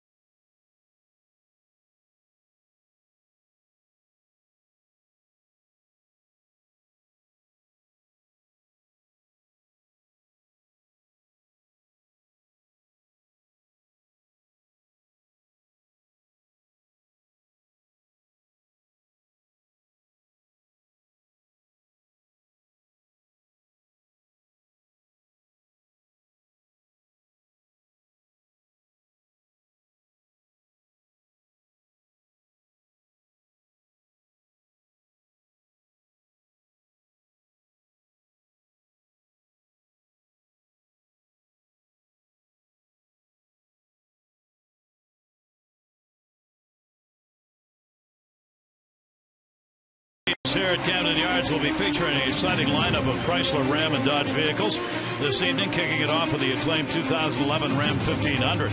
First in segment rear suspension provides riding handling capabilities unexpected in a pickup truck. It's best in class aerodynamics, maximizing fuel economy with its 5.7 liter 7.8 Hemi engine. And it's the first in segment unique Ram box, provides convenient storage for all your professional and recreational needs. Visit your Ram dealer to learn more and schedule a test drive. You'll be glad you did. Moments ago, Dustin Pedroia with an assist, charging with the base to right field. And she won. She got there in time. It was hard to tell at the moment whether or not Dustin was the one out there or it was the young lady who was coming to get the bag. Because size-wise, they were pretty close. As we continue chatting, she continues to run to right field. Come on, you can do it. We know there's a line there somewhere. Cross that thing. Atta girl. Yay! We've got another winner. Gotta love Dustin Pedroia. He saw her coming, bent over and helped pull the bag out of its holding and gave it to her. Here's Adam Jones, and taken for a strike. Good ball game underway. Beckett against Tommy Hunter. 2-1 Red Sox lead, bottom of the 5th inning. Tampa Bay still leading the Yankees 3-2. They're in the bottom half of the 4th in Tampa Bay. And a shattered bat towards the middle. Scudero up, no play. So Adam Jones is on with an infield hit to lead off the 5th for the Orioles. Yeah, only the third base hit for the Orioles. Little jam shot, gets that two-seamer in on his fist. Here comes Scudero. Pedroia's right there. Probably an easier play for him, especially when you got to dive. And you can see what the intention is going to be. Just a little slide, can't make it. Pedroia, of course, would have had to throw off his back foot. Would have been a very difficult, tough throw. Of course, he's won a Gold Glove. He can go. Well, he can do everything. What can he do? I mean, really, think about it. Pedroia can steal bases. First action in the bullpen. Troy Patton will get up for the Orioles. Leadoff man on. It's a 1-run game. And Reynolds will take the pitch away for a ball. Mark Reynolds, a strikeout victim, his first time up. The Orioles and Red Sox played even last year, 9 games apiece. In this series right now, the Red Sox have a 9-6 edge. on the Orioles on the season series. And they really play him to pull Crawford, I mean, well over in left field. So there's a huge gap in left center, even though Ellsbury's a couple of steps over in center. He'll take it. Reynolds not biting, and it's 2-0. Reynolds 3 for 12. Lifetime off Beckett with 2 home runs. Numbers vary little between whether Beckett's working out of the stretch or the full windup. I mean, there's virtually no difference at all. Yeah, what he usually does so well, which he couldn't do this inning, in fact, he couldn't do in the first either, is 73% of the time getting the leadoff runner. Orioles with 2 leadoff men on base could not convert it in the first inning, and that will be fouled off. Reynolds trying to yank one right there, and a 2-ball 1-strike count. Somewhat surprising for Mark this year. I think that the numbers are pretty much, as we said, what the Orioles thought they'd get. But here at home, he's not hit well. He's got the lowest batting average at home, in fact, in the American League. And you just kind of thought that this ballpark he'd be able to use a little bit more to his advantage. But it hasn't worked out that way for him. And he 178 at home, 264 on the road. But he does hit home runs here. 17 here, 20 on the road. Big cut. 2-2.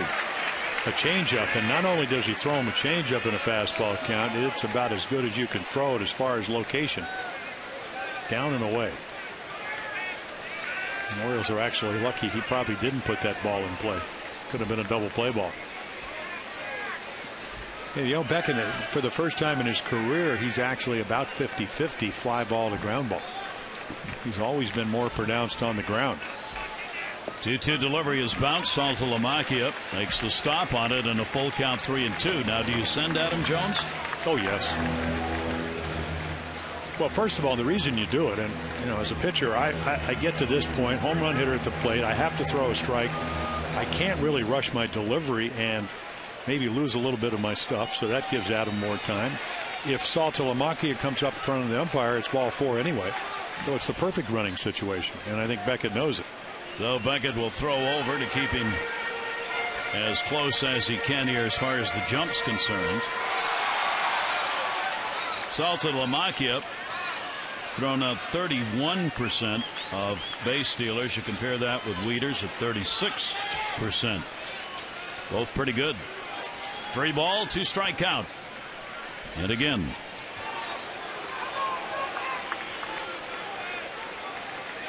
Yeah, I think you throw out the 190 strikeouts and you just say, you know what? I don't care if he strikes out. I just think he'll be deliberate enough. That's why they've stolen 30 out of 35. And I'll take my chances with a guy with speed. Give me a chance to stay out of the double play and get another guy into scoring position. 3-2 delivery. Jones going. Rips it foul. Kelly Shoppick's hit a home run solo shot. Tampa Bay, 4th inning. They lead it 4-2 over the Yankees. Lofton's had 2 RBIs. Damon's had 1, and Shoppick 1. Robbins and Cano both runs batted in for the Yankees. Atlanta got the early lead on Philly 2-1. Their ball game underway, playing in Atlanta. Cardinals are playing in Houston. No score there. The Cardinals trailing Atlanta in their wild card race by a game. Here goes Jones. Big jump. Ball 4, and the Orioles have something going. Yeah, pretty quick. And nobody out. And Beckett's going to look in because, again, Saltalamacchia, you come up a little bit. You don't get the high strike. Perfect running situation. So a discussion now at 2 on. Time for our AT&T Mobility Trivia Fact. The Orioles have had 102 home runs here at Camden Yards this season, and it is the 5th time the O's have hit 100-plus home runs in this, their home ballpark. And would they love to get one right now? They'd take a single. Anything to get it tied up. Chris Davis coming to the plate. Davis hitting .250 with runners in scoring position, has had 44 such chances. Jones is at second base. Reynolds is at first. Nobody out. Scudero will play right behind Jones at second.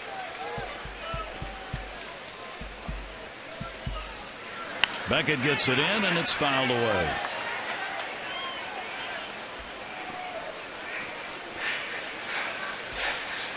Well, it's really the guy you'd like to have come to the plate.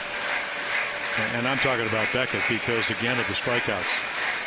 You know, you figure you can strike him out. Yeah, the bad news could be he could hit one hard, but when you have runners on base, you want somebody that's not a soft hitter. What did Chris said? I'm not a choke and poke type of guy. No. So he's going to get his cuts. 1 ball, 1 strike count. Davis 1 for 9 lifetime off Beckett. 0 for 1 in this game and a ground ball to first base. Infield double play depth. Scooter Oak playing cat and mouse with Jones at second base, and Davis will foul it off. Had to go up to try and drive it and just fouled it. Yeah, again in on the fist.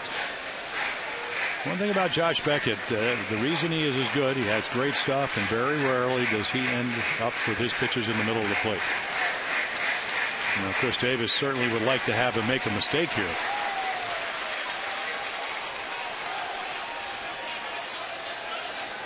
Two on, nobody out. And Beckett wants to have a word with Salta Lamacchia on what they want to throw here.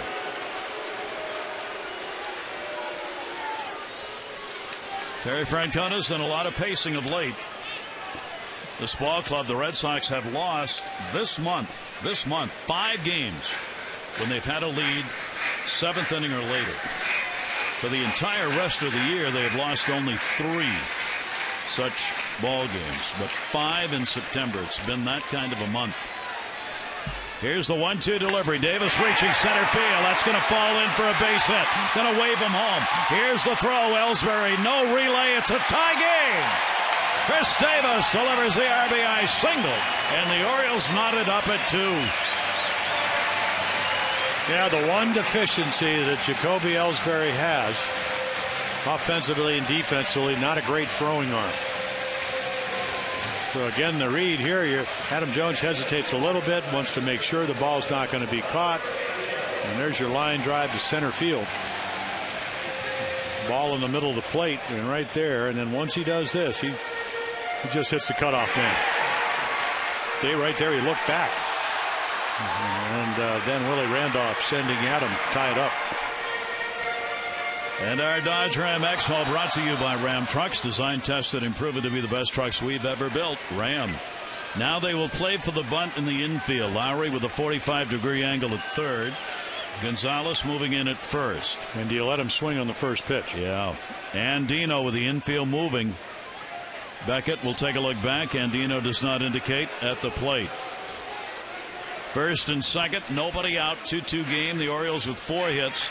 Davis getting his 17th RBI in his 57th game to tie it up.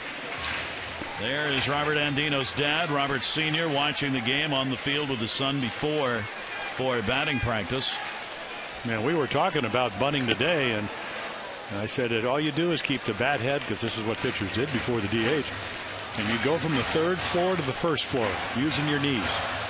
I said, just think elevator. They give you the sacrifice. 8 times he's done it this year. Far and away the leader for the Orioles with 8. Matt Engel has 3. Orioles have only 23 as a team. Still playing bunt. 1-0 count.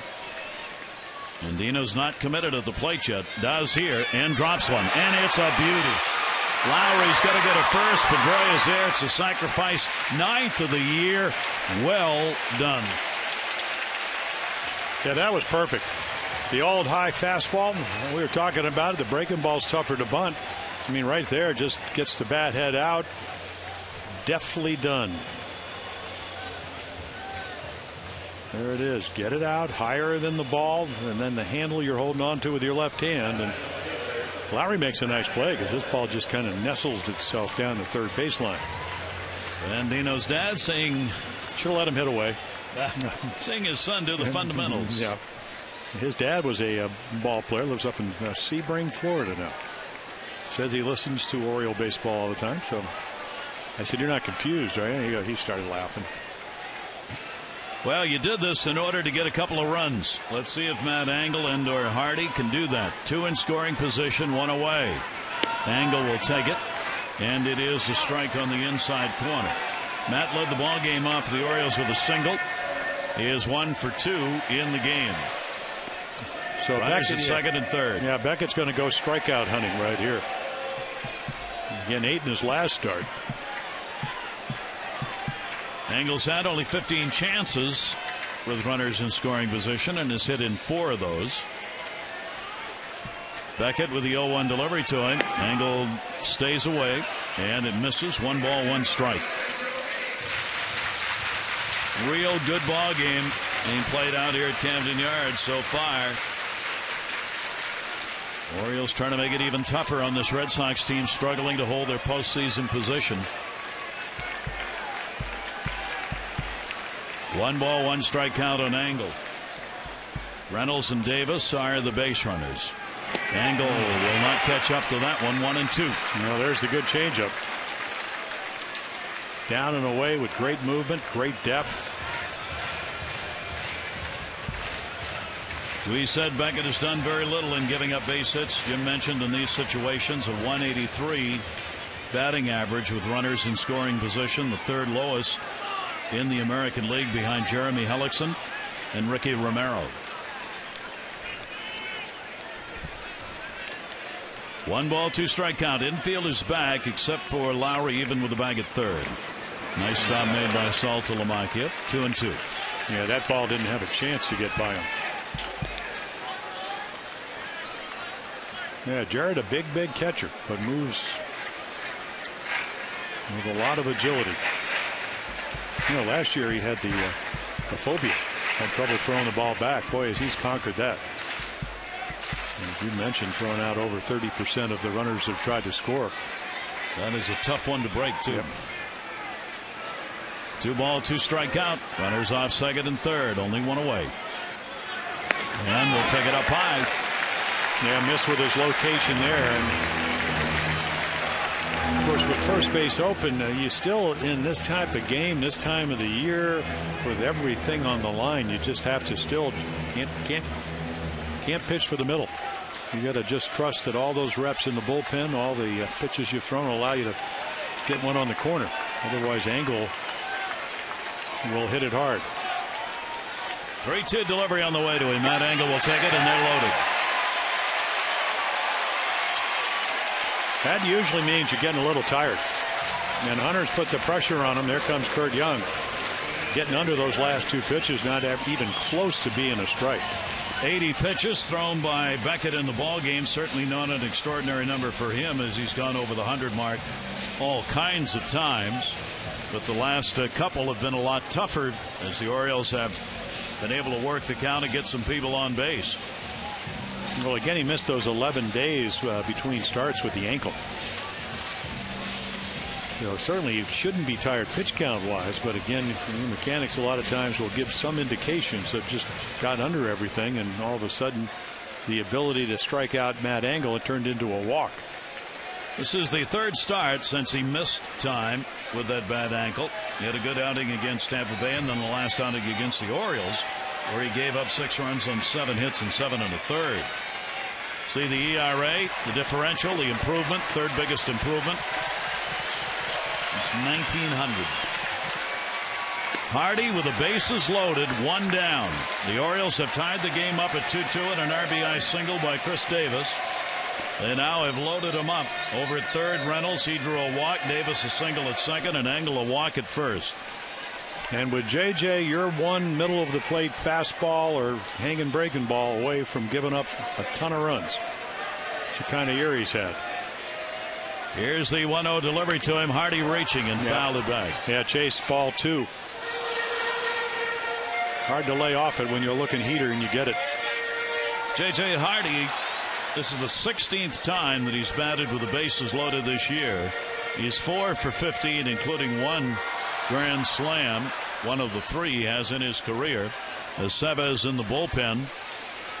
First warm-up action for the Red Sox. Yeah, they thought about him starting him in game 2 yesterday.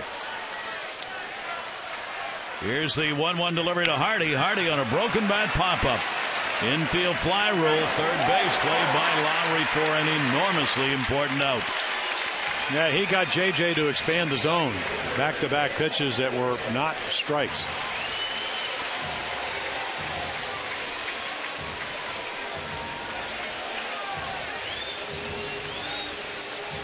So now 2 down in a tie game.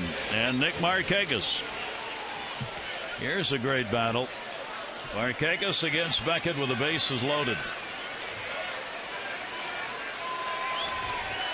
For Nick this year with the sacks full, he's 3 for 12, including 1 grand slam. 2 down.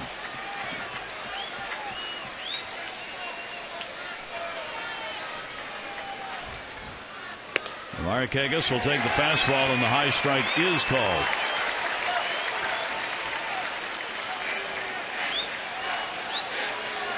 A nice little number there, 323.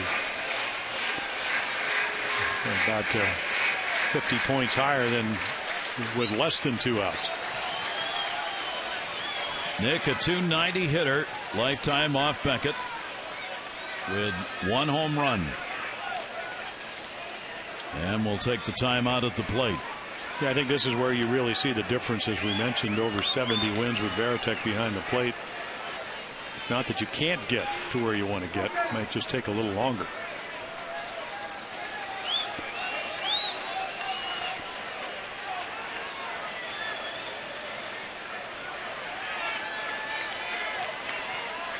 Markakis waiting in the 0-1. And he'll ground it to first. That's a foul ball. And Beckett gets ahead of him, 2 strikes. Now Saltalamacchia will go out to talk with him.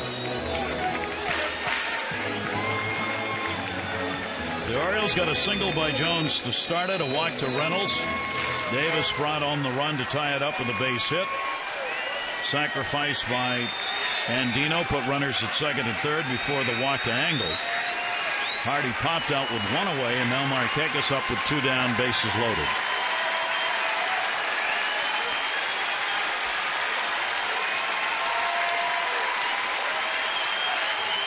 Nick Markakis in the 0-2, and he got him. So Beckett comes up big. 4 strikeouts in the ballgame.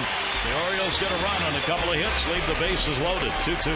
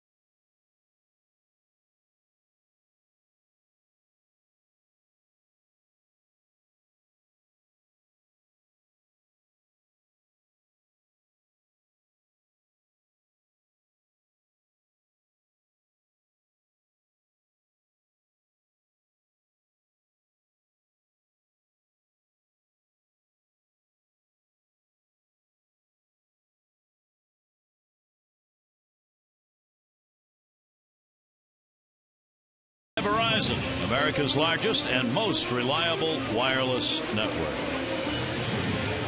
Gary Thornton and Jim Palmer here at Camden Yards as the season concludes. Postseason will begin on Friday, and the question of where and who remains an issue in both wild card races. And Troy Patton will come on as Tommy Hunter did a good job to hold the Red Sox to just a couple through 5. Yeah, he had the groin issue of his last game against the Red Sox. So Troy Patton hadn't pitched since the 19th. So he's done a nice job. You know, he's got 3 pitches. Did give up a couple of hits and a earned run or 2. actually an earned run against the Red Sox on the 19th of the month of September. So he'll come in, and a little bit of a matchup, lefty versus lefty, with Drew at the plate for the Sox. J.G. Drew will lead it off as we go to the 6th inning. A 2-2 ball game. 2-7-0 for the Red Sox. 2-4-1 for the Orioles. The Red Sox have left 7. The Orioles have left 4.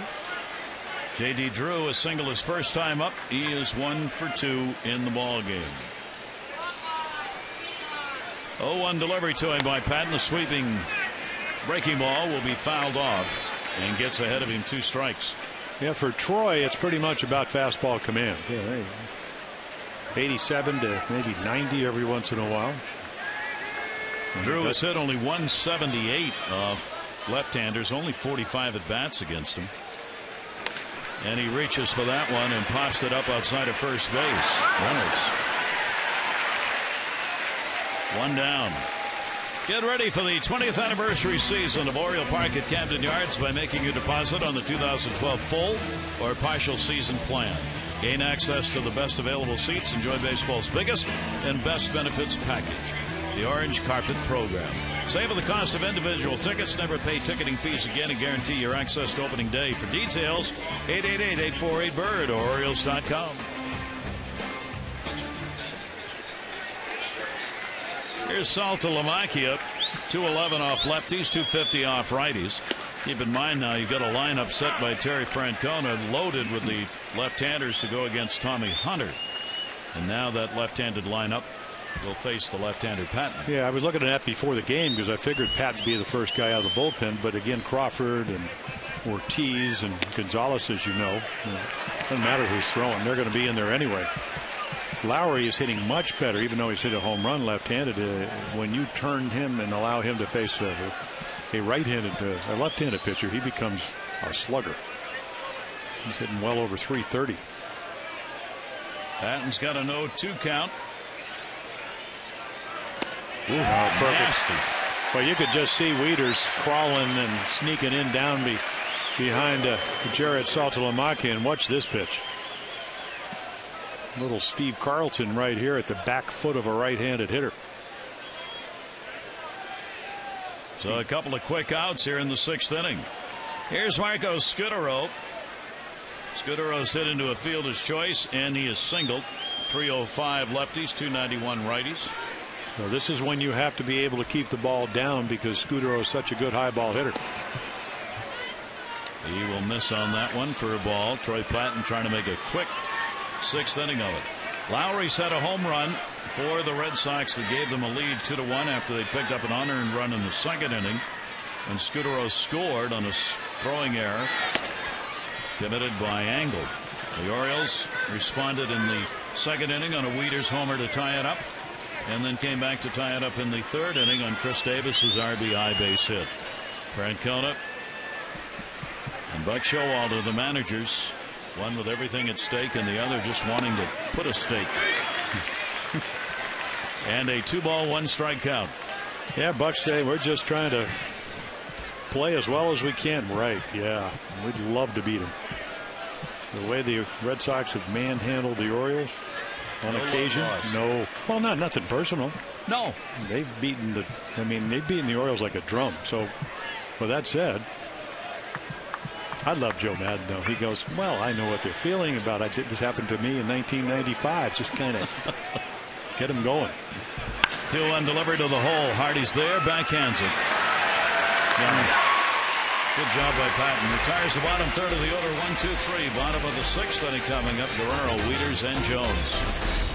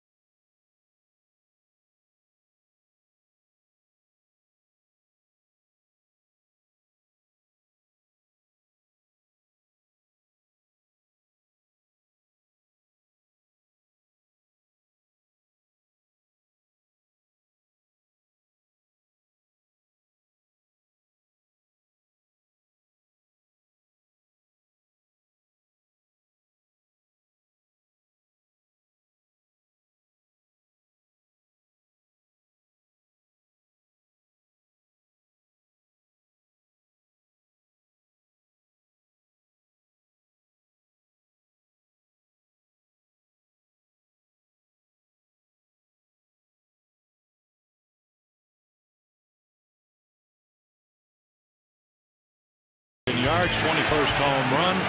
Ties it up. Wieters about 370 feet to left center field. Red Sox would take the lead. Lowrie's second home run hitting left-handed. And then Chris Davis single to center field. Jones, who had singled, will score, and then Beckett got tough. There it is. Wieters again, a solo home run in the second, his 21st. Lowrie hitting a home run for the Sox, and then Chris Davis with the RBI single.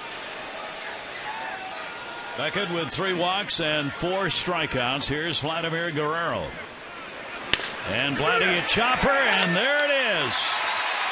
Vladimir Guerrero has just become the all-time Dominican-born player, the leader in hits with 2,587 as he passes Julio Franco.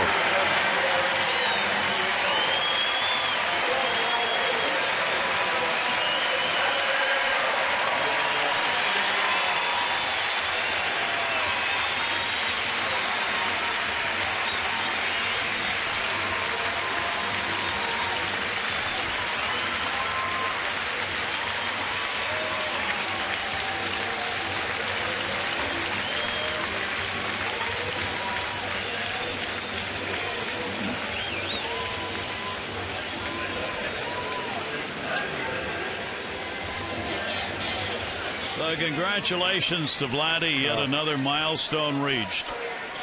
He's happy to have that one under his belt as he passes Franco, followed by Ramirez, Sosa, and Miguel Tejada for Dominican-born players in the all-time hit leader list. More importantly, he's a go-ahead run. Wieters bunting for a base hit. Will it hit the bag? Oh, man. What a play. Oh. Well, I'll tell you, that's what baseball's all about. You go deep early in the game. The game situation changes, and you try to play winning baseball, and it just kicks foul. Try it again. Play it again, Sam.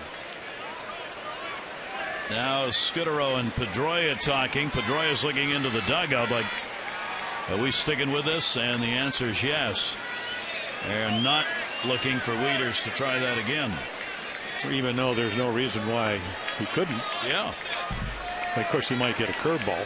Perfect pitch, fastball out over the plate. You just kind of bunt it there. Not that time, and an 0-2 count. There's the ball for Vladimir Guerrero. That would either be his or could end up in the Hall of Fame in Cooperstown, actually. If he chooses, I suppose. Yep, that's up to him. That'd be a nice gesture. A very memorable baseball. And a 2-strike count on Wieters. Trying to stay out of the double play here. Beckett with nobody out. And that's going to be hit to center field, but hard enough to stay up.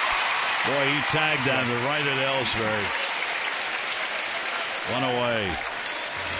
Tune into the Mid-Atlantic Sports Report tomorrow, 5:30, 6:30. Tom Davis, Phil Wood, Dave Johnson, Mel Anderton. They'll have the Orioles' end of the season look and a look at what's going on for the postseason with all the great news surrounding the wild card races in the majors. Mid-Atlantic Sports Report tomorrow. How big is that bunt that went foul? Yep. Boy, terrific play.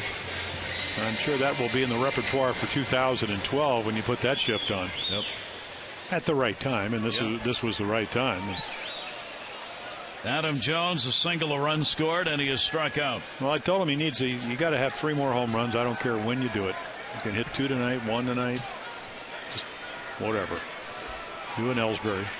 Runner goes. Salonakis throw off the mark. Didn't get him. Yep. Pedroia tried. Short arm. Looked like he tagged him on the way by. How about that? Vladimir Guerrero. The sneak attack right here. Try to steal it. Not much of a lead. No hesitation. Throw off the mark. You can see Pedroia try to catch it and drop the glove. Good throw, gets him by a mile. But again, you could see just off the thing. And then if you're a little taller, you would have a little longer arms than you would have tagged him. 2 out of 4 stolen bases. Vladdy. Surprise, surprise. Orioles 2 for 2 in stealing bases tonight.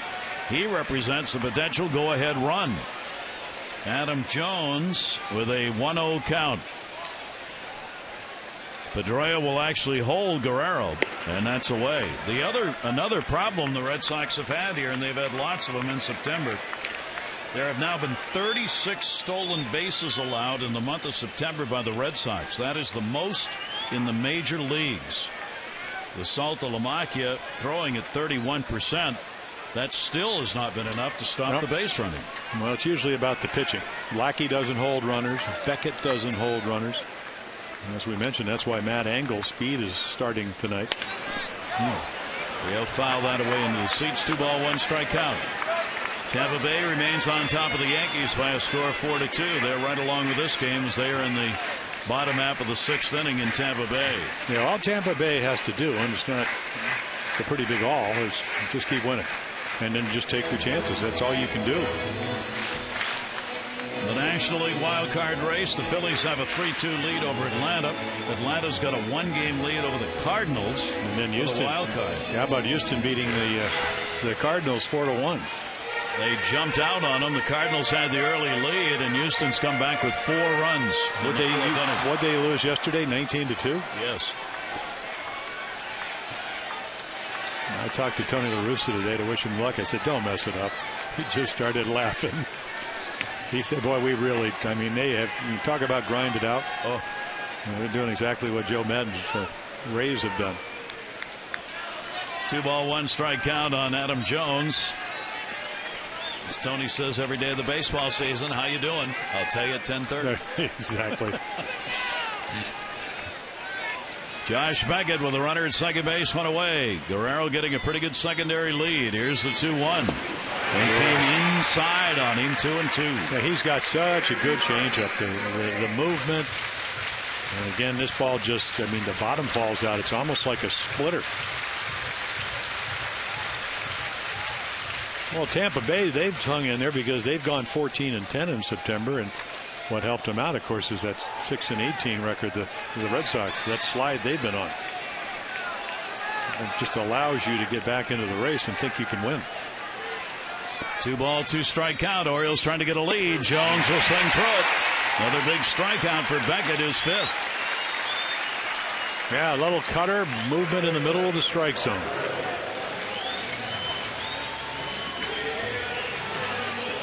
And just letter high. Oriole high.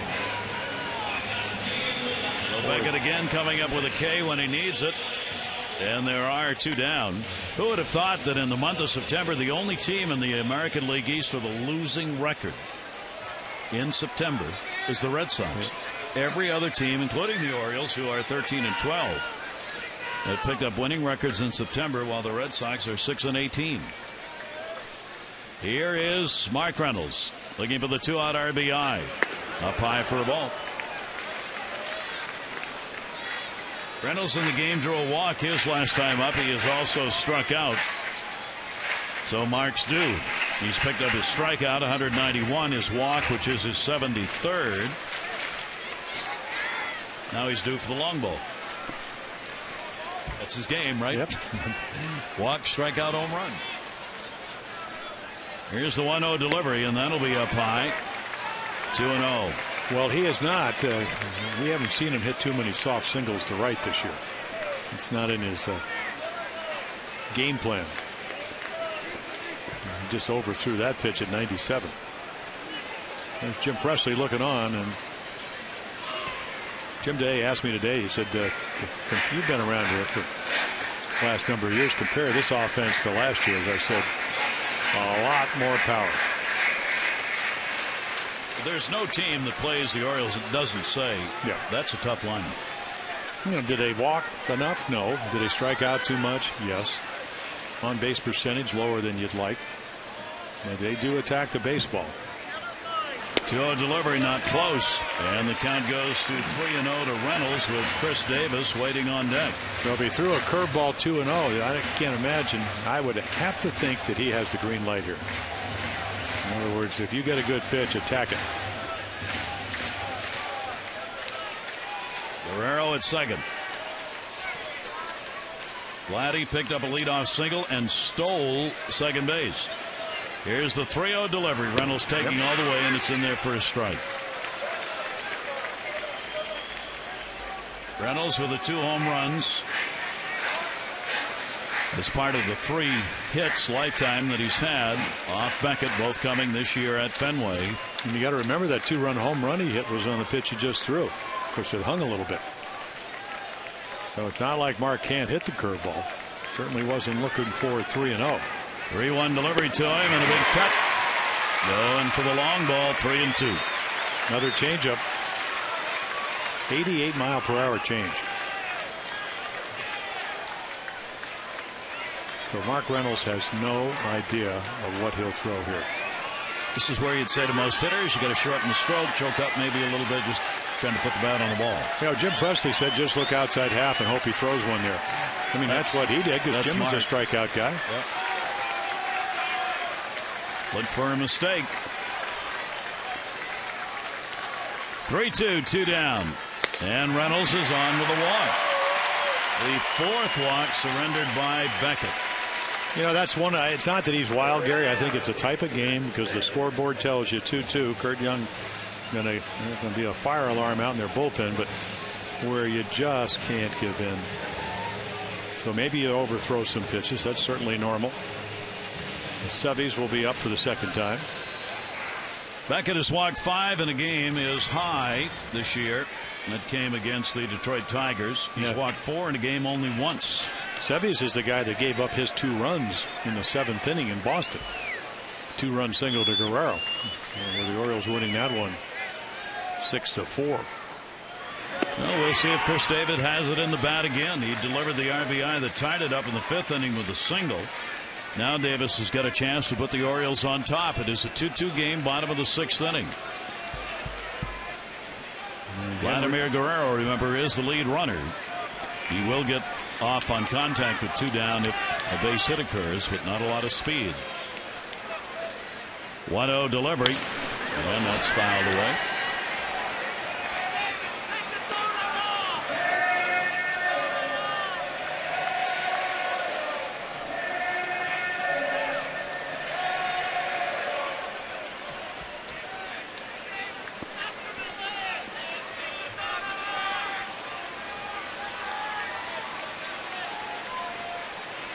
First and second for the Orioles with 2 down. Beckett a look to Guerrero. Here's the 1-1 delivery, and Davis got really jammed on that one. 1-2. Yeah, the cutter that just, you think it's going to be somewhere. You're trying to react to it, and watch this ball slide or cut towards his back foot. That's a pitch that Beckett has come up with. One of the reasons he's so tough to hit. A lot of movement.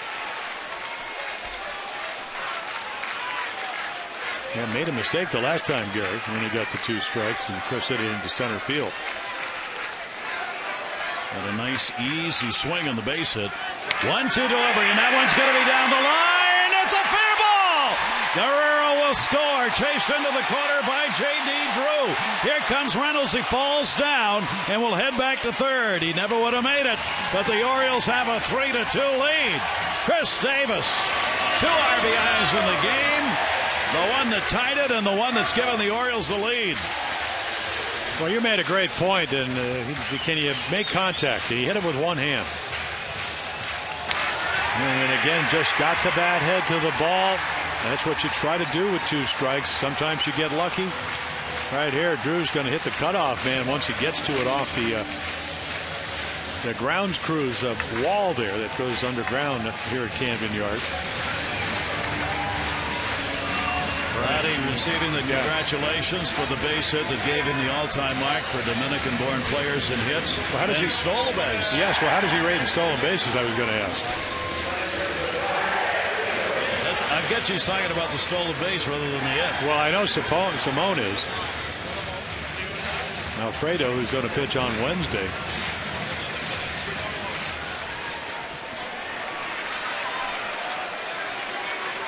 So the Orioles have gone ahead 3-2. And now another chance.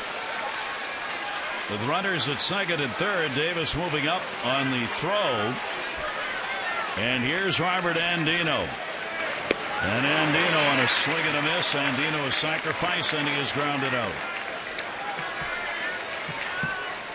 Great game. Great battle. Orioles have been able to do just enough against Beckett to get the lead. Guerrero started it out this inning with a base hit. 106 pitches have now been thrown by Josh Beckett.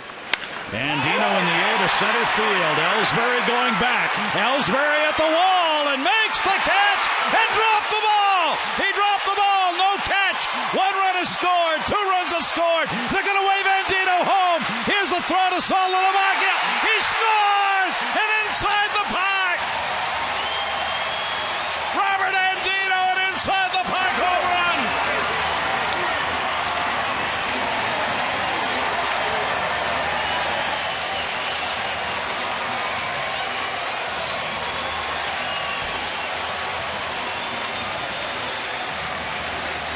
But again, the most improved player in the American, or in the Oriole ball club right here. Good fastball hitter. Beckett down the middle. And he smokes it to center field. There's the catch, the collision, the drop.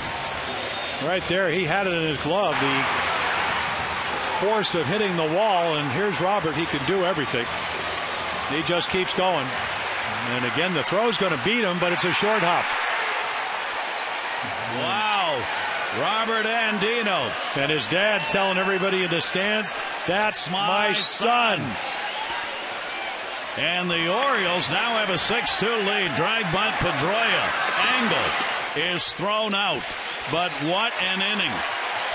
Robert Andino with a 3 RBI inside the park homer with his dad on hand to celebrate it. Vladimir Guerrero kicked it off with a single to become the all-time leader among Dominican-born players in hits. That's what started it, and Andino ended it, and it is 6-2-0s.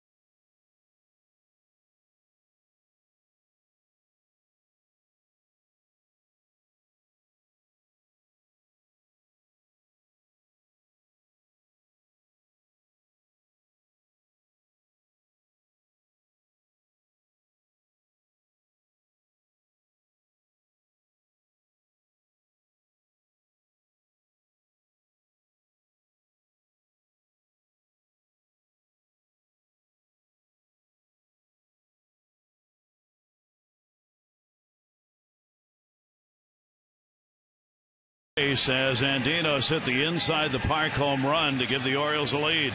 Yeah, there's the catch and there's the impact. Ball bounces right out of the glove, almost catches it on the way down, which would have been an out. Would have been one of the most amazing catches ever. And here's Drew, and they actually execute the relay perfect, but the short hop skids by Lowrie. Beckett just lets it go by him because he knows he's just given up 3 runs on the home run. And how about last week? Ellsbury hits one against the Orioles up at Fenway Park inside the park home run. And his dad, well, why wouldn't you be calling everybody? Adam Jones had a home run against the Nationals last year inside the park. The last one hit by the Orioles. So the Orioles are up 6-2, and we go to the 7th inning. And far from being over with this offense. Mercy. Yep. And Troy Patton came on, retired the side in order. The Orioles got 4 runs on 3 hits as the walk that was surrendered to Reynolds was one of those that came around to score in that inning. Reynolds had the other, Chris Davis rather, had the other base hit.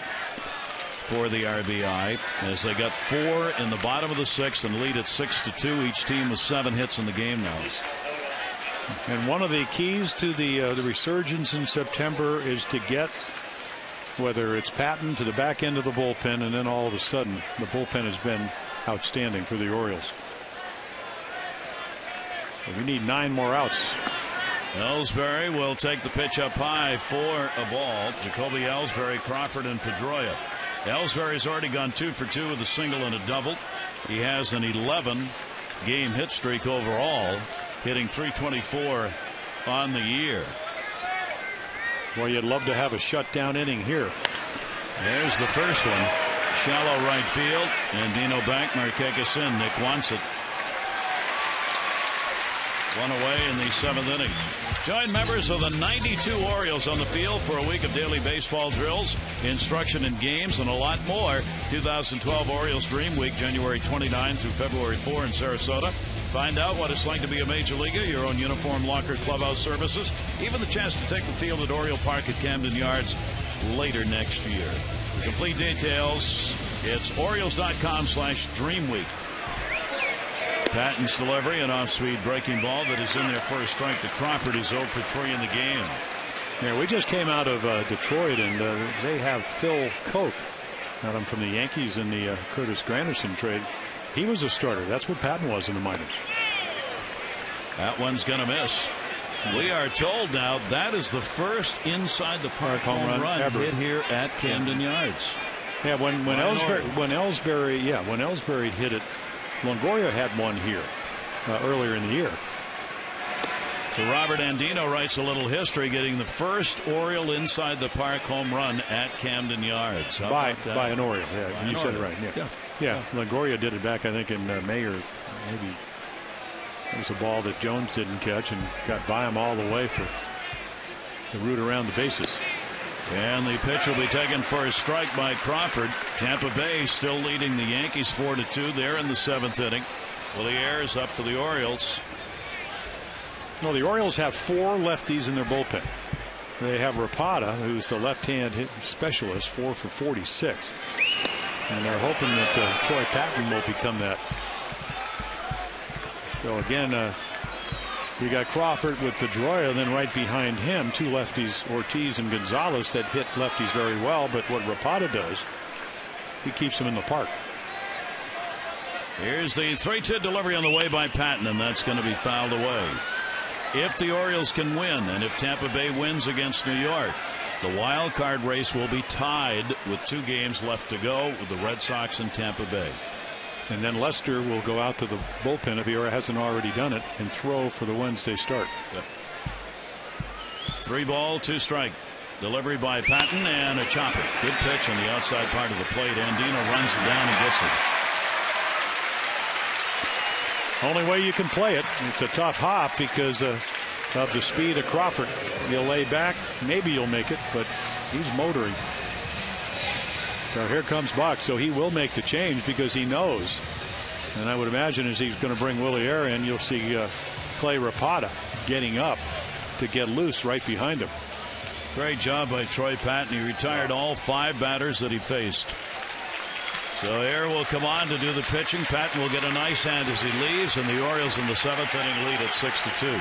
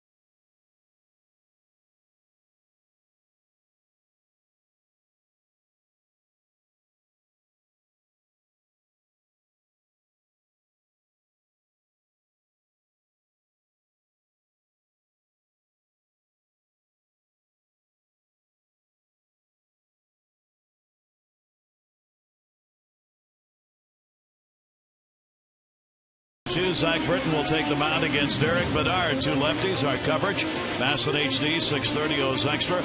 Presented by Verizon Wireless, followed by game coverage at 7. All the access you need right here on Masson. To the bullpen go the O's. Willie Air. Oh, yeah. Well, there we go. Bedard and 2 lefties, as you mentioned. Bedard threw the ball all right. Britton, they won. Did not pitch well in Detroit. Said that one was on the team because the bullpen was great. Scored him a bunch of runs. We'll have a slight delay here while they get an idiot off the field. Yeah. That will give us a chance to talk about Willie Air. Air has come on to do the pitching for Troy Patton. He's really pitched very well. You bring him in because you want to match up righty versus Pedroia. He's 0 for 4 against him. Not a lot of at-bats. He did get the loss with a leadoff walk in the 12th inning against the Tigers in Detroit. Zach Phillips would give up the game-winning hit, come in to face Victor Martinez. But he's been pretty impressive.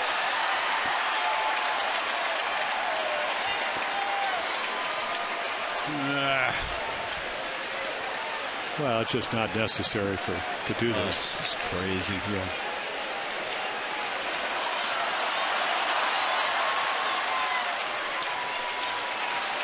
He will be cuffed and escorted from the field. So 2 down here in the 7th inning, and Pedroia has walked, flied out and picked up a single. Pedroia with his base hit. Now with a 9-game hit streak. Yeah, and he's just going to try to get on. I mean, all the Red Sox, when you're 4 runs down, kind of interesting last night. I had a chance to listen to Jim Cobb, who did the play-by-play last night, that 14-inning game. But again, when you're down by 4, it's not like this game. Everybody's trying to hit a home run. Tonight, when you're 4 run down, and this guy can do it as well as anybody, work a walk, get a base hit. Doesn't have to be hard. Just get yourself on for the big guy. You're going to have a pitching change if Rapata against Ortiz is on deck, but that's how it starts. There's first pitch, and that's in there for a strike. That's one of the problems when you duck. That ball was high, but when you walk out of the box, umpire has no frame of reference. Just lose the strike zone. Yeah. And if you stood there, even if you're taken. Pedroia, the 0-1 delivery to him. That'll be foul back and quickly 0-2. No team in the history of Major League Baseball has gone into the month of September ever with 8 or more games in a lead for postseason and failed to clinch. Both the Red Sox and the Atlanta Braves are in that situation right now. Both of them have had at least 8 or more games for a lead for the postseason, and now both of them are down to a 1-game differential for the wild card. Which still is a 1-game differential. It is, yeah. Exactly. And that's that. Willie Air comes on and gets a strikeout. 1-2-3 inning. 7th inning stretch time brought to you by Jack Daniel's Tennessee Honey. Fly straight. Drink responsibly.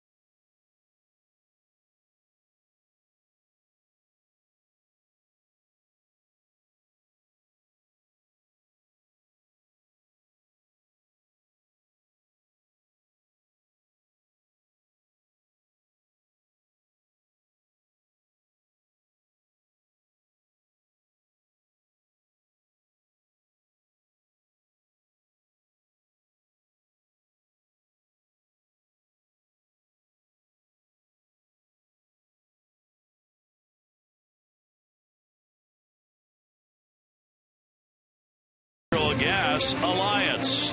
Robert Andino with an inside the park home run, the first Oriole ever to have one here at Camden Yards. That has been the difference in the ball game as the Orioles lead at 6-2. His father's on hand. That's him right there, Robert Andino Sr. And our understanding is this is the first time he has seen his son play in a major league game.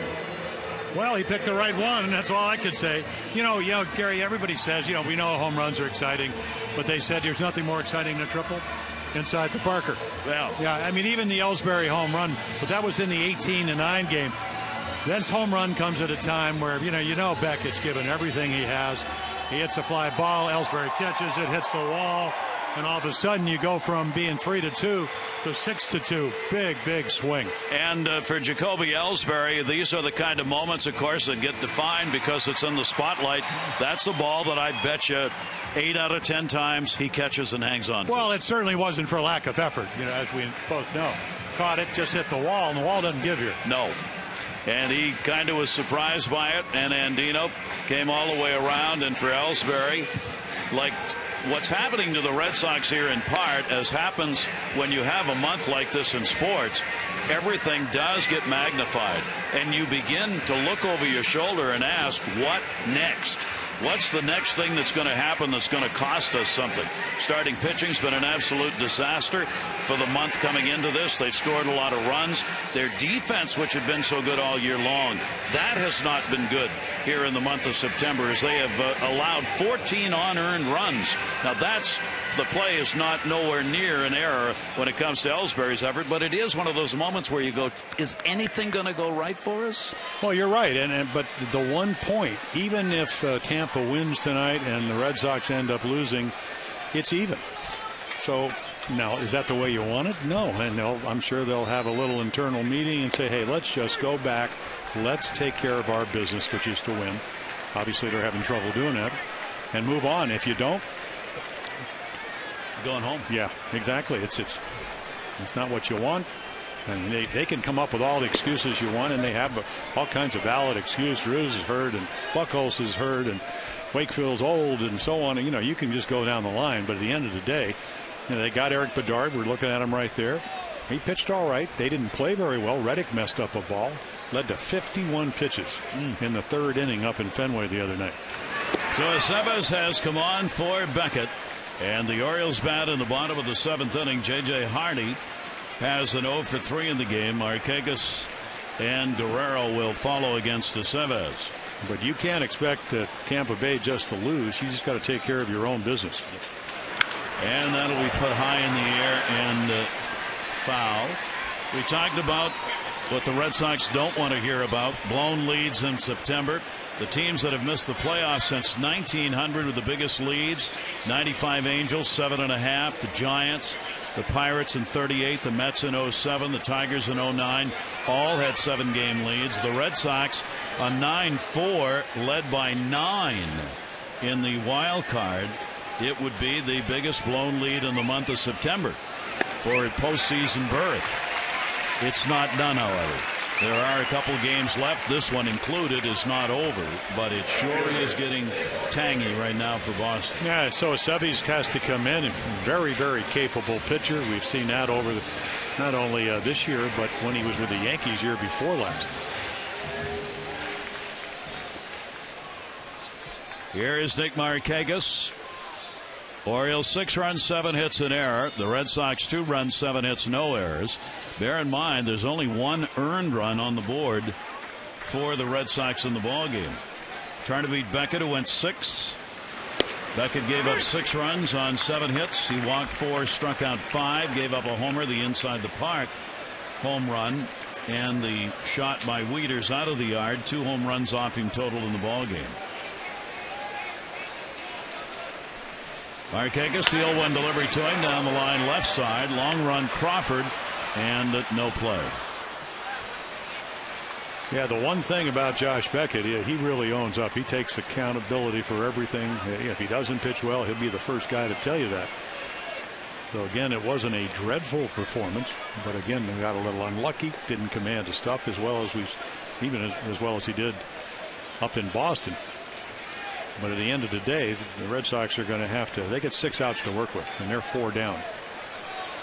Beckett against the Orioles is 1-1 this year, 7-4 lifetime. Aceves wanting a new baseball with a 2-strike count on Markakis.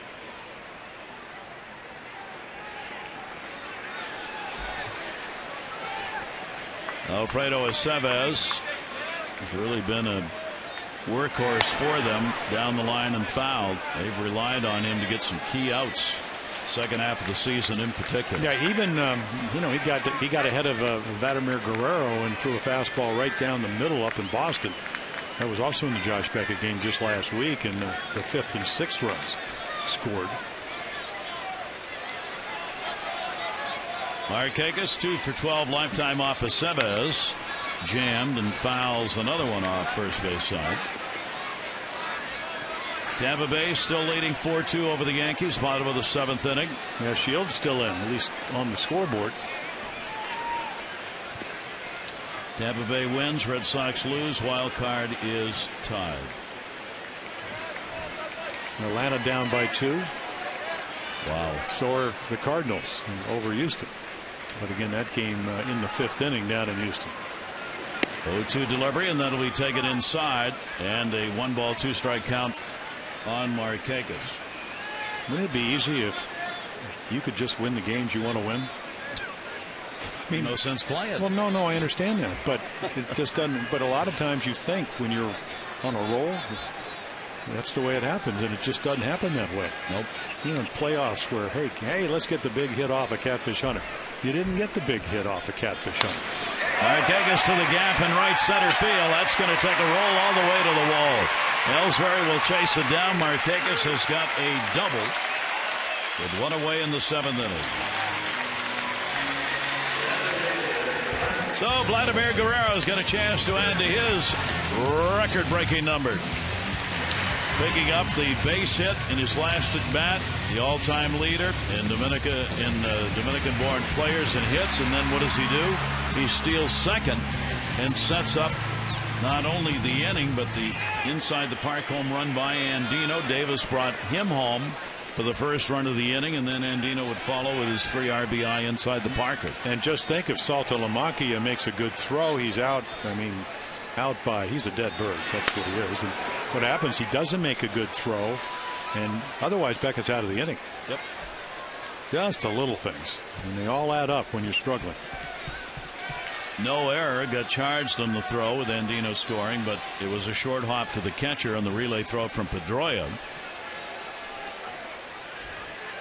0-1 the count. Runner at second base, and Vladdy a roller down to third base, holding the runners Lowrie. 2 down. Never too early to start thinking about spring. 941-893-6300. Put your name on the 2012 Orioles spring training mailing list. You get the latest ticket, travel information for the Grapefruit League season. Join your O's in beautiful Sarasota, Florida this spring. New Ed Smith Stadium spring training information mailing list. All you got to do is call 941-893-6300. You know, I ran into it in Ken Nigro, longtime writer. He lives down in your neck of the wood. Beautiful Sarasota. Yeah, he does. He said somewhere around Siesta Key. He said, I discovered it back in the 80s. Foul ball. Yeah, you better be very careful who you want to pitch to here. The Sweeters may be swinging a little bit better than Adam Jones, and you can't afford to give up another run. Leaders 1 for 5 off of Sebes. He's got Nick Markakis at second base, 2 down, bottom of the 7th inning. Weiland up in the bullpen. Started one of the 4 games the Orioles played last week in Boston. Actually, the loser in game 1. 0-1 count. Big potential run at second base. And Wieters will take it. It's in there for a strike. So Aceves goes ahead of him 0-2. Clay Rapado, the left-hander for the O's. Yeah, lefty's 4 for 46. And like Buck Showalter said, well, he may not get them all out, but he knows that the ball is usually going to be in the ballpark. His ankle's feeling better. Buck Showalter injured it in the second inning or somewhere along the way. No inside Parkers for him tonight. No. Here's the 0-2 delivery to Wieters down to first base. Gonzalez will backhand that one. He'll go to the bag, and that will retire the side. No runs, 1 hit, no errors. Base runner left on. We go to the 8th inning. Orioles lead the Red Sox by 4.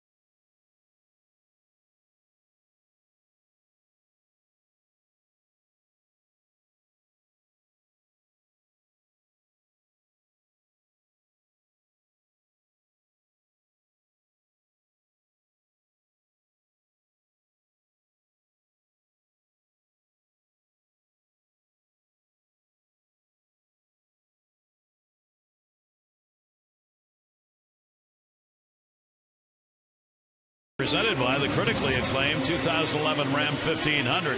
The new Dodge Ram 1500 built to handle all your professional, recreational needs. You're going to be at the ballpark. Be sure to stop by the Ram display, or you can visit your local Ram dealer to learn more and schedule a test drive. You'll be glad you did.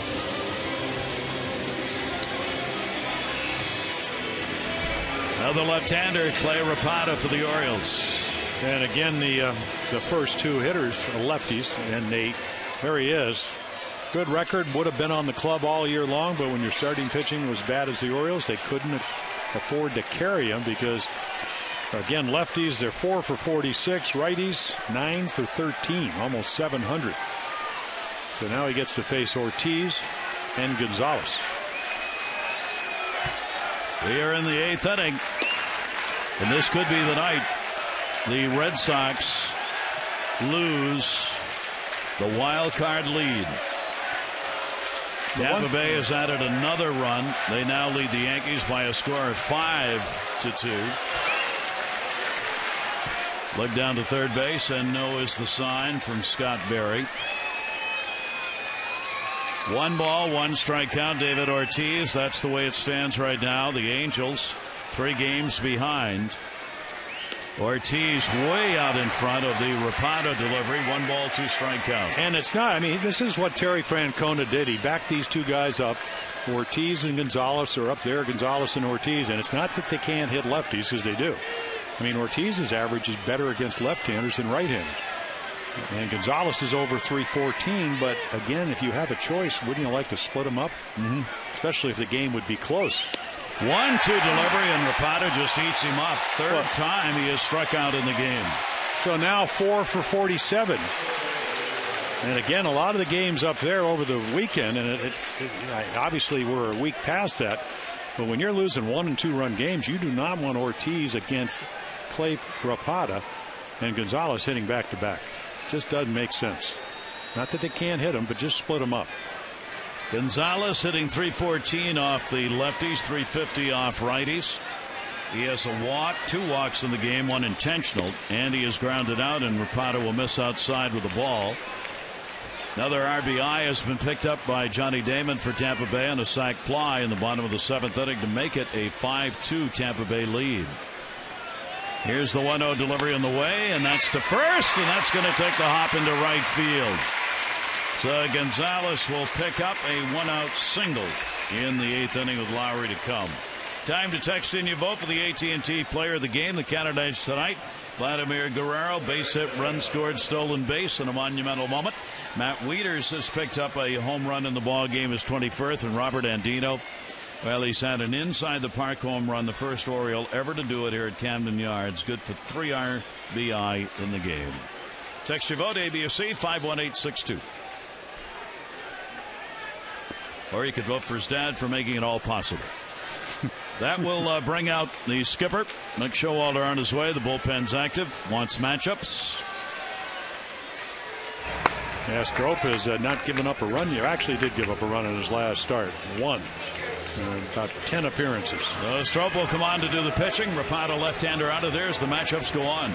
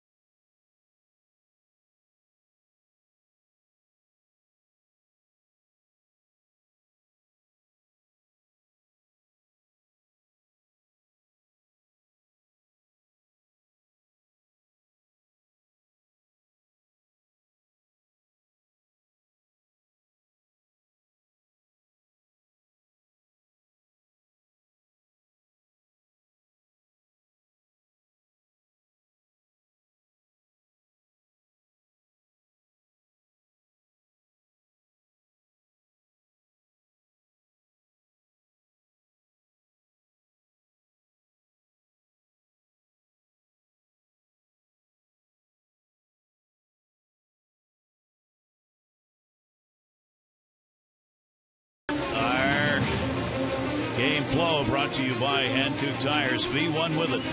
Hankook Tires. Inside the park home run, 3 RBIs. Difference in the ball game. Robert Andino got it. And now the Orioles trying to preserve a 4-run lead. So Pedro Strop comes on. Again, those are his total numbers, Texas and then the Orioles. Again, converted infielder, was with the Rockies. Talking to him today, he said, wasn't hitting real well. Had trouble with that little slider. So they made me a pitcher. I embraced it. But he did have an elbow fracture. Got him released. Texas signed him, and now he's with the O's. Really good fastball and breaking ball. Splitter is his third pitch. Jed Lowrie with a runner at first base in the 8th inning with 1 down. And a check swing and a pitch that will miss. Lowrie's home run came in the 4th inning, his 6th of the year, a solo shot. He is 1 for 3 in the ball game.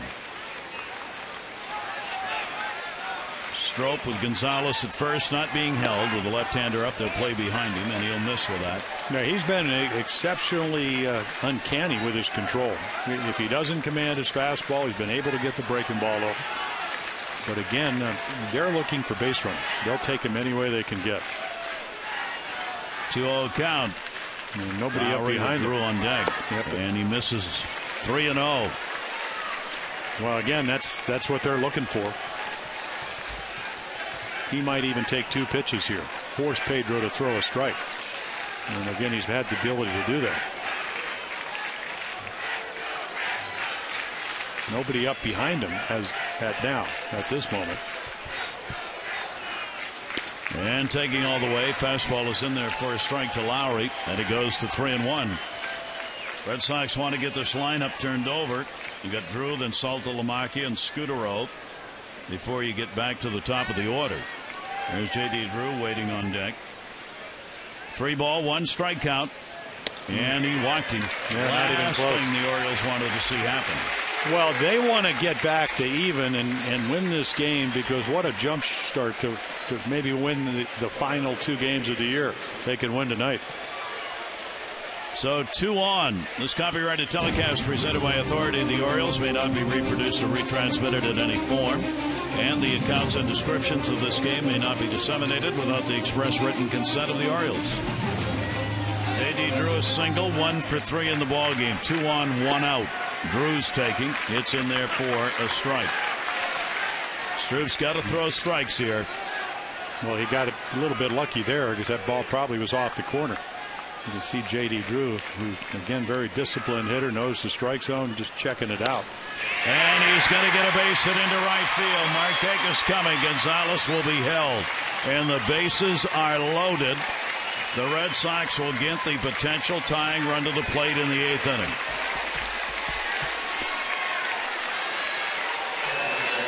Well, the Orioles got a lot of choices in that bullpen. Again, a 12-man bullpen. You got Greg, you got the closer, Jim Johnson, who's going to get up, even though he's been pitching in the 8th inning most of the year.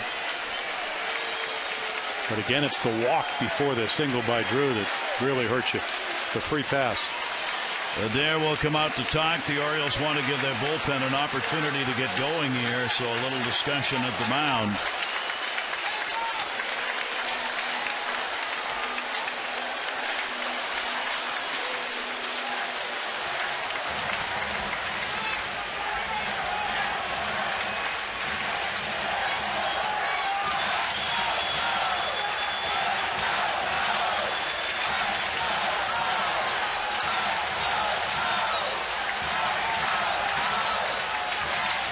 Orioles may not be involved in any kind of a postseason race, but this is where players like Strop can grow up and learn, because the pressure of what it's like, you can feel a little of that. The Red Sox feel all of it. Well, it really comes down, I mean, whether it's April, May, June, July, August, or September, you want to beat the guys that are trying to beat you. Now, they need to win. Salta Lamacchia, bases are loaded. 1 down, and that'll be fouled off for a strike.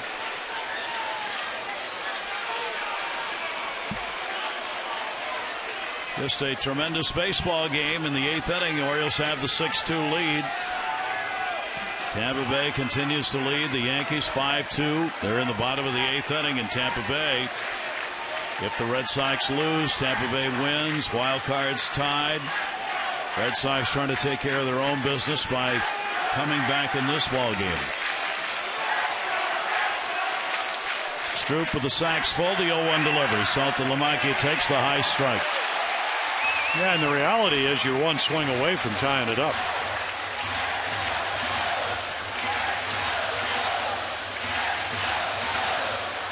You got one of their hottest hitters on deck.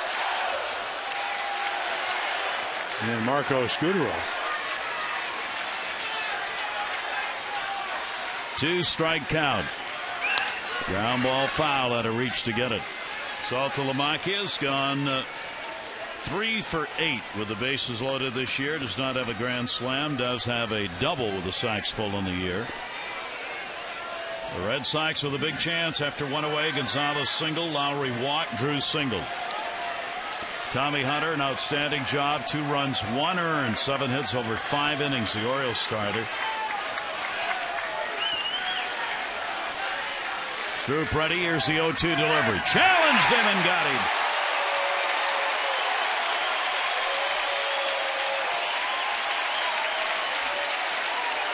No, there you go. The breaking ball perfectly thrown. Executed under the strike zone. Exactly where you want to throw it. And again, the change, the speed, the break gets Saltalamacchia out in front. 2 down. Bases remain loaded. And Marco Scudero. Single, fielder's choice, and he's grounded out. Stroop's pitch to him, taken outside for a ball.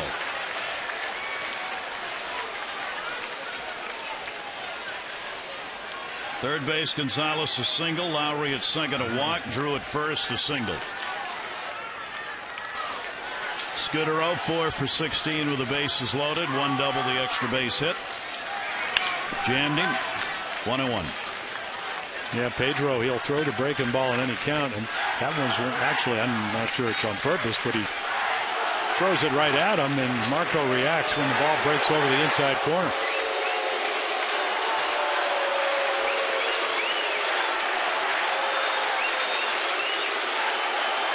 You're one batter away from getting Ellsbury to the plate. Here's the 1-1 delivery. Scudero to shortstop. J.J. Hardy to second. That's it. Inning over. No runs, 2 hits, no errors. The Red Sox leave the bases loaded. And the Orioles excited as they protect a 6-2 lead.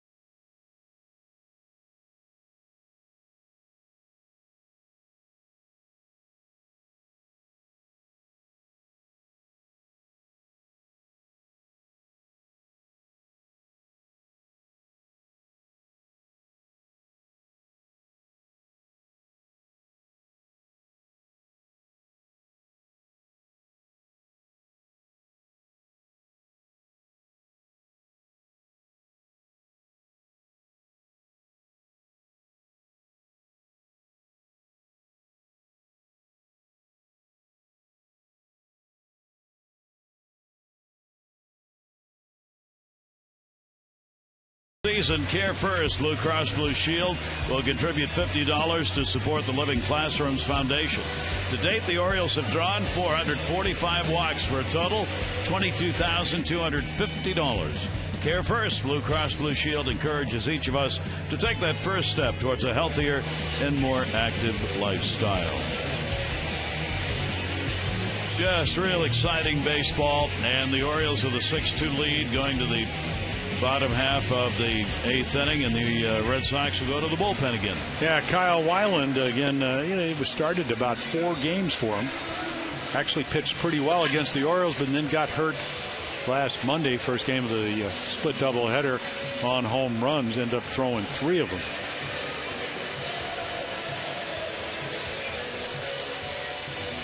So Weiland will try and hold the Orioles where they are to go to the 9th inning for the Red Sox. They're in the bottom of the 8th at Tampa Bay. 5-2 Tampa Bay leading the Yankees. Adam Jones will lead it off. He has singled and scored and has struck out twice. Leaders with a 2 RBI, 1 RBI in the ball game on a home run. A couple of RBIs picked up by Chris Davis. RBIs that both tied the game and then gave the Orioles the lead. And Andino with the inside the park home run, good for 3 runs batted in. There's Robert for the night to remember. Weiland's delivery to Jones will catch the inside corner this time, 1-1. Yeah, Kyle Weiland, again, a youngster and out of AAA. Pretty good stuff, actually. I mean, not overpowering stuff, but good enough stuff if he can command it, or at least learn how to command it. Had a chance. Tall, lanky kid. Closer at Notre Dame. There's the hand slider. Yep. Saltalamacchia got that one.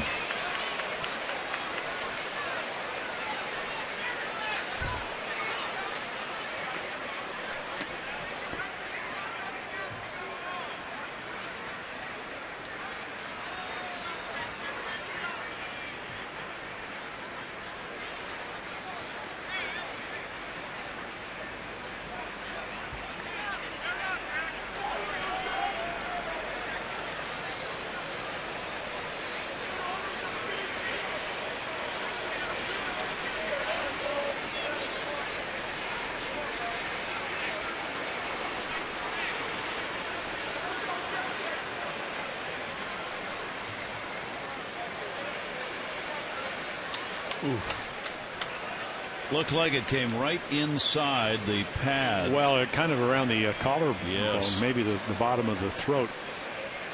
Well, you sure hope he's all right. And again, there are a lot of nerves that run through there coming out of the. I think it's probably just initially the blow, and then you're stunned.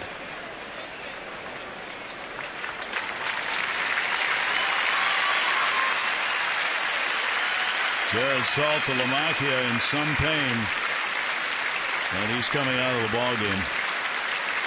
Yeah, I'm just worried it's around the collarbone. Hopefully that's not the case. It's like Ryan Lavarnway going to come out and International League Player of the Year. So you hope it's nothing serious. Well, Lavarnway is one who's going to have to take the warm-ups.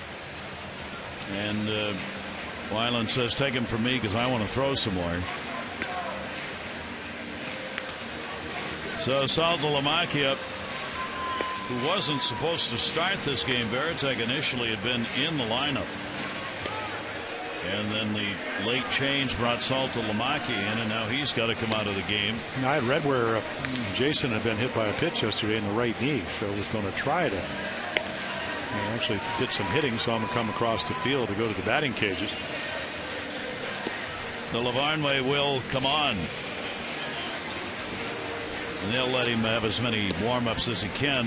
While he's warming up here, we take a look at this has been a year of the pitcher. The offenses are down around Major League Baseball. Runs per game are down. Here are 3 of the reasons.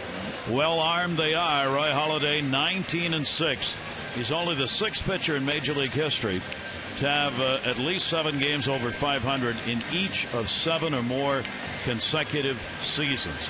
He joins all Hall of Famers: Tim Keefe back in the 1880s, John Clarkson in the 1880-90 era, Kid Nichols, Christy Matheson, and Lefty Grove. And Clayton Kershaw finished the year 21-5, 23, the youngest pitcher for the Dodgers to win that many since Branca won 21 and for Brooklyn in 47. And Derek Holland, of course, 24 for the Mariners, 16-5, the youngest pitcher in Senators Rangers history to win 16 or more games in one season. Yeah, he's had a real nice year. Well, they'll throw again. They'll throw 3 left-handed starters against you. That'll even up things. Yeah. Matt Harrison, and then you got C.J. Wilson. Last time I looked, he had at least 16 wins. So Weiland working into Adam Jones. First batter is faced. Getting his catcher Conway warmed up behind the plate. 2-ball, 2-strike count on Jones. And Adam will take the pitch inside, and Weiland takes it full. 3 balls and 2 strikes. Yeah, I'd love to get a couple of more runs. It's the Red Sox you're playing. Never enough. Here's the 3-2 delivery, and Jones on a cut will go down swinging. Yeah, Jonesy, again, not as many hits as he would like. Did get the single. And start that 4-run inning, and there's just a fastball. Again, good fastball at 95. Pretty much center cut. Can't get to it. 1 down, 8th inning. Here's Mark Reynolds. Reynolds, a couple of walks, scored on one of them, and he is struck out.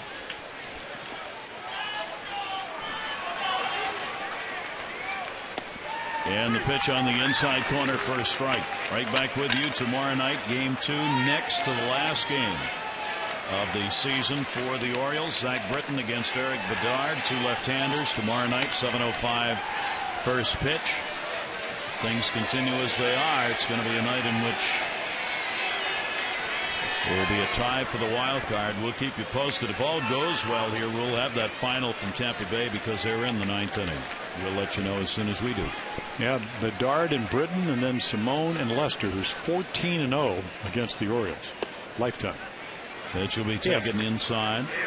And now, of course, if Tampa wins tonight and the Red Sox lose, he's probably going to pitch anyway. So you lose him for the first game of the playoffs. 1-2 delivery is swung out and missed. Couple of strikeouts, and there are 2 down. Visit the official online shop of the Orioles at Orioles.com for the largest online selection of official caps, t-shirts, jerseys, collectibles, and more. Get ready for fall with the latest sweatshirts and outerwear for the whole family. And you can go online today and browse 24/7. Get your gear from the source, the Orioles.com shop. 2 away. Here's Chris Davis. Big night for Davis. Davis had to get hits when he was behind in the count. He did so in the 5th inning when he got an RBI single to tie the game, and he did it again in the 6th inning with an RBI base hit that gave the Orioles the 1-run lead at the time. Andino would add to it with his inside the park home run to extend the lead to 6-2. And the pitch is up high to him, 2-0. Tim Johnson's been warmed up in the bullpen. He's ready to go for the Orioles. The Red Sox, as we remind you, won yesterday in the 2nd game of the doubleheader, but they have not won consecutive ball games in the month of September. You have got to go back into the last of August for the last time this Red Sox team won consecutive games. That's really unbelievable. Here's the 3-0 delivery on the way it is taken, and it is in there for a strike. Yeah, Dan Wheeler, one of their relievers, has had forearm problems. It's almost, I mean, again, if you looked at Kyle Weiland coming out of college, he was a closer. Maybe better suited to do exactly what he's doing tonight, where he doesn't have to go through a lineup twice. He can rely more on his stuff than making perfect pitches. That's what got him in trouble the second time through the lineup up in Boston. Again, he wasn't throwing 95 when he started. Here's the 3-2 delivery on the way, and that'll be hit in the air to right field. An Adam ball, though. J.D. Drew is right there to put it away, so Weiland comes on, retires the side in order. The Orioles are 3 outs away from beating the Red Sox. 6-2 the lead. Johnson on.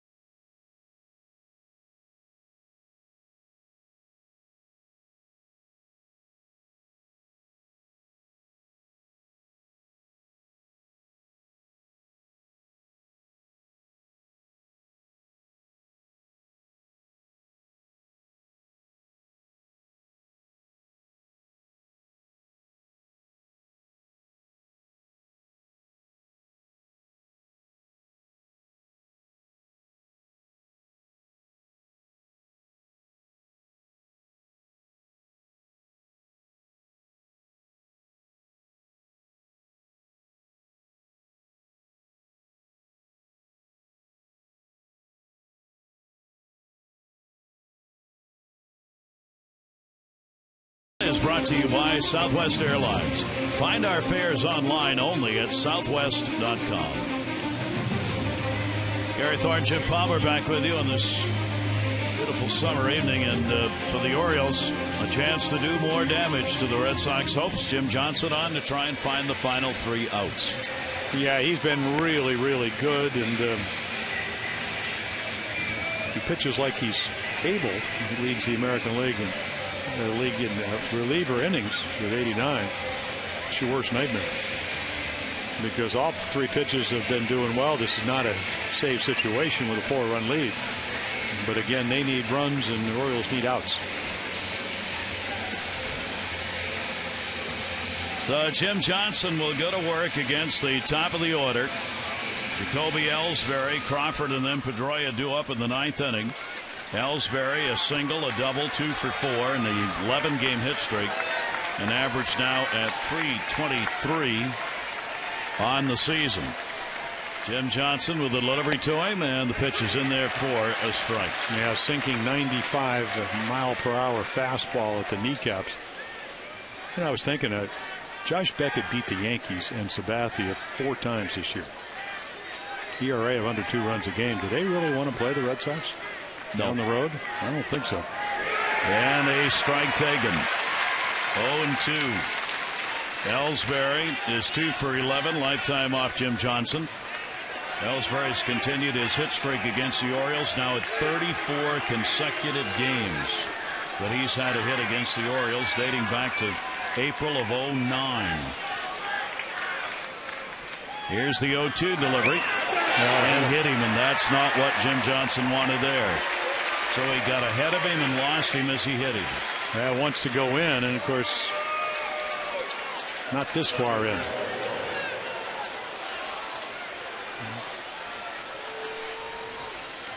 Well, there you have it. There's 1 base runner. That's the 3rd run. That's what you got to get 27 outs, and I learned that from Cal Ripken Sr. when I was in instructional league. Bat boy's trying to put the bats away. Doesn't matter what the lead is. And then he balks. And a runner to second base, taking away the potential double play.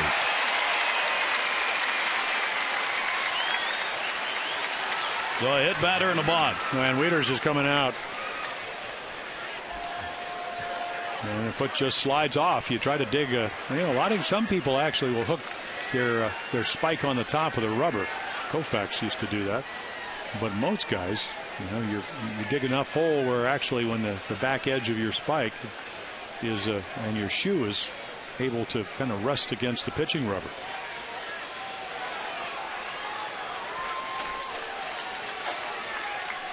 Nobody out here in the 9th inning. Crawford will take a strike. Carl Crawford 1 for 8 off the Oriole right-hander. Pedroia waiting on deck, then Ortiz. Red Sox got the potential tying run to the plate in the 8th inning. They would leave the bases loaded and did not score. That chopper will get down to first base. Ooh, that have a hook on it. Tagged out, runner will move to 3rd. Reynolds able to hang in there. Ellsbury goes to 3rd. Updating you in the voting, AT&T Player of the Game. You can still text in your vote. So far, here's what it looks like. A, B, or C, 51862. Results in the O's Extra postgame show. And I wonder if Pedroia will bunt. Doesn't do it very often. Can't ever recall seeing him do it. And Chris Davis was way back. Now he'll come up even with the bag at 3rd. 1 for 3 and a walk for Dustin Pedroia. He's going to take until a strike is thrown. You can be pretty much guaranteed of that. Pedroia's gone 4 for 11 off Johnson. Orioles trying to wrap this game up. Come away with a victory here in the final series, game 1. Slow roller, foul ball. Red Sox have had the home run by Lowrie to account for a run in the 4th inning. They had an unearned run in the 2nd inning, and that has been it for Terry Francona's team. 2 runs on 9 hits in the ballgame. Now the Orioles have been able to get their 6 runs, 4 of them coming on 3 hits in the 6th inning. Wieters has had a home run. Andino's had the inside the park home run. Matt Wieters with 21 dingers on the year now. Chris Davis a big game with 2 RBI singles. Here's the 1-1 delivery. That's going to be a base hit and an RBI. So Pedroia does his part as he gets the single, gets a run in, and that will make it a 6-3 game in the ninth inning. Yeah, this is what he does so well. Inside out stroke. Certainly not a bad pitch, just reduced to a bad pitch because of the approach. Well, Pedroia gets RBI number 89. Now David Ortiz. Ortiz has struck out 3 times after he doubled in the first. Shatters the bat. Hardy, a long way to go. No play. Infield hit. And the Red Sox will get the potential tying run to the plate in the ninth inning. Yeah, another good pitch and bad result. Yeah, if you're going to throw a 94, 95 mile per hour, there's your Tampa Bay. But again, if you're going to throw a sinker down and away, Ortiz is not going to pull it. Shields went 8 2/3 innings to get the win for Tampa Bay. They now watch this game. If the Orioles can hang on for a win, Tampa Bay and the Red Sox are tied for the wild card. But this is not over. Nope, not by a long shot. Not with this guy at the plate. Gonzalez will stand in against Johnson. He's 1 for 5 off him. Pedroia's the runner at second base. Ortiz on at first. 1 out, ninth inning. Red Sox now with 11 hits. The pitch is away for a ball. We'll just have to remember that Adrian is the tying run.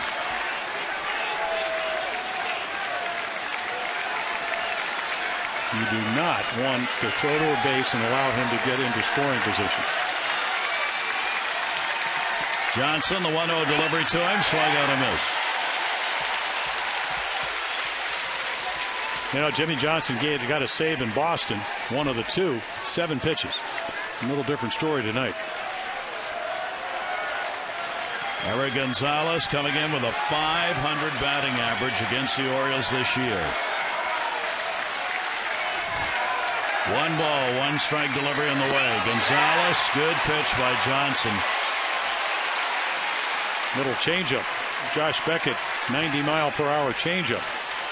And look at the movement. Off the table with that one. Yep. And then he's got a big curveball. I don't like that pitch because you don't command the location as well. 1-2 delivery boxed by Wieters to hold the runners. That's a huge play because it keeps the double play in order.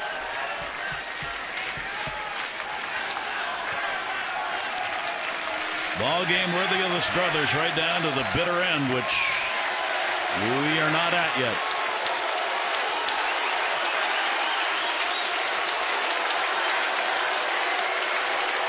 Two ball, 2-strike delivery, Gonzalez, and he'll reach for it in the air to left field. Angle is there, runners halfway. 2 down.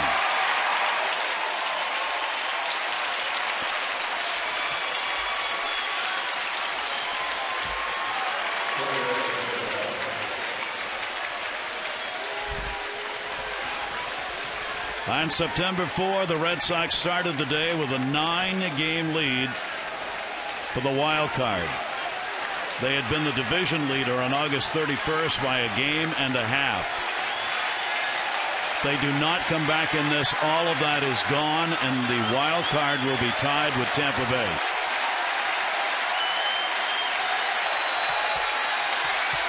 Jed Lowrie.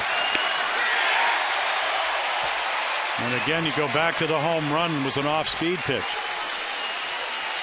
At least in 2011, much better hitter from the other side of the plate. Do not speed his bat up. Not with the kind of stuff that Jim Johnson has. Lowrie 3 for 7 off Johnson. Swung on and missed. 0-2.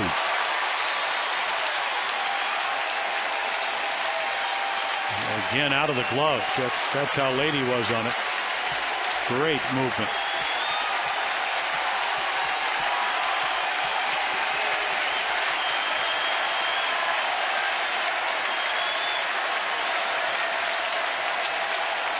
Here's the 2-strike delivery. That'll miss up high for a ball. Pedroia, RBI single, is on at second base. Ortiz on at first. A run in on the Pedroia single after Ellsbury led the inning off being hit by a pitch. And then you got a guy waiting on deck that's 3 for 5 lifetime. And J.D. Drew. That's what the Red Sox, they want him to get to the plate. 1 ball, 2-strike count. Johnson delivers outside for a ball, 2-2. And there's the changeup, just trying to hit the outside corner and missed. 21,786. 21,876 the announced attendance. And most of them on their feet. They've seen a heck of a game. Bedard's going to pitch tomorrow, the former Oriole left-hander. 2 balls, 2 strikes, 2 down, 2 on. Johnson. He got him! The Orioles have beaten the Red Sox 6-3. The Red Sox wild card lead is gone. And the incredible month of September continues for Boston. They are now tied with Tampa Bay for the wild card lead. What a job by Hunter, the starter, and the bullpen of Patton, Air, Raparda, Strop, and Johnson, who gave up nothing. Robert Andino, the inside the park home run, the first Oriole to have one. His dad at the first ball game to see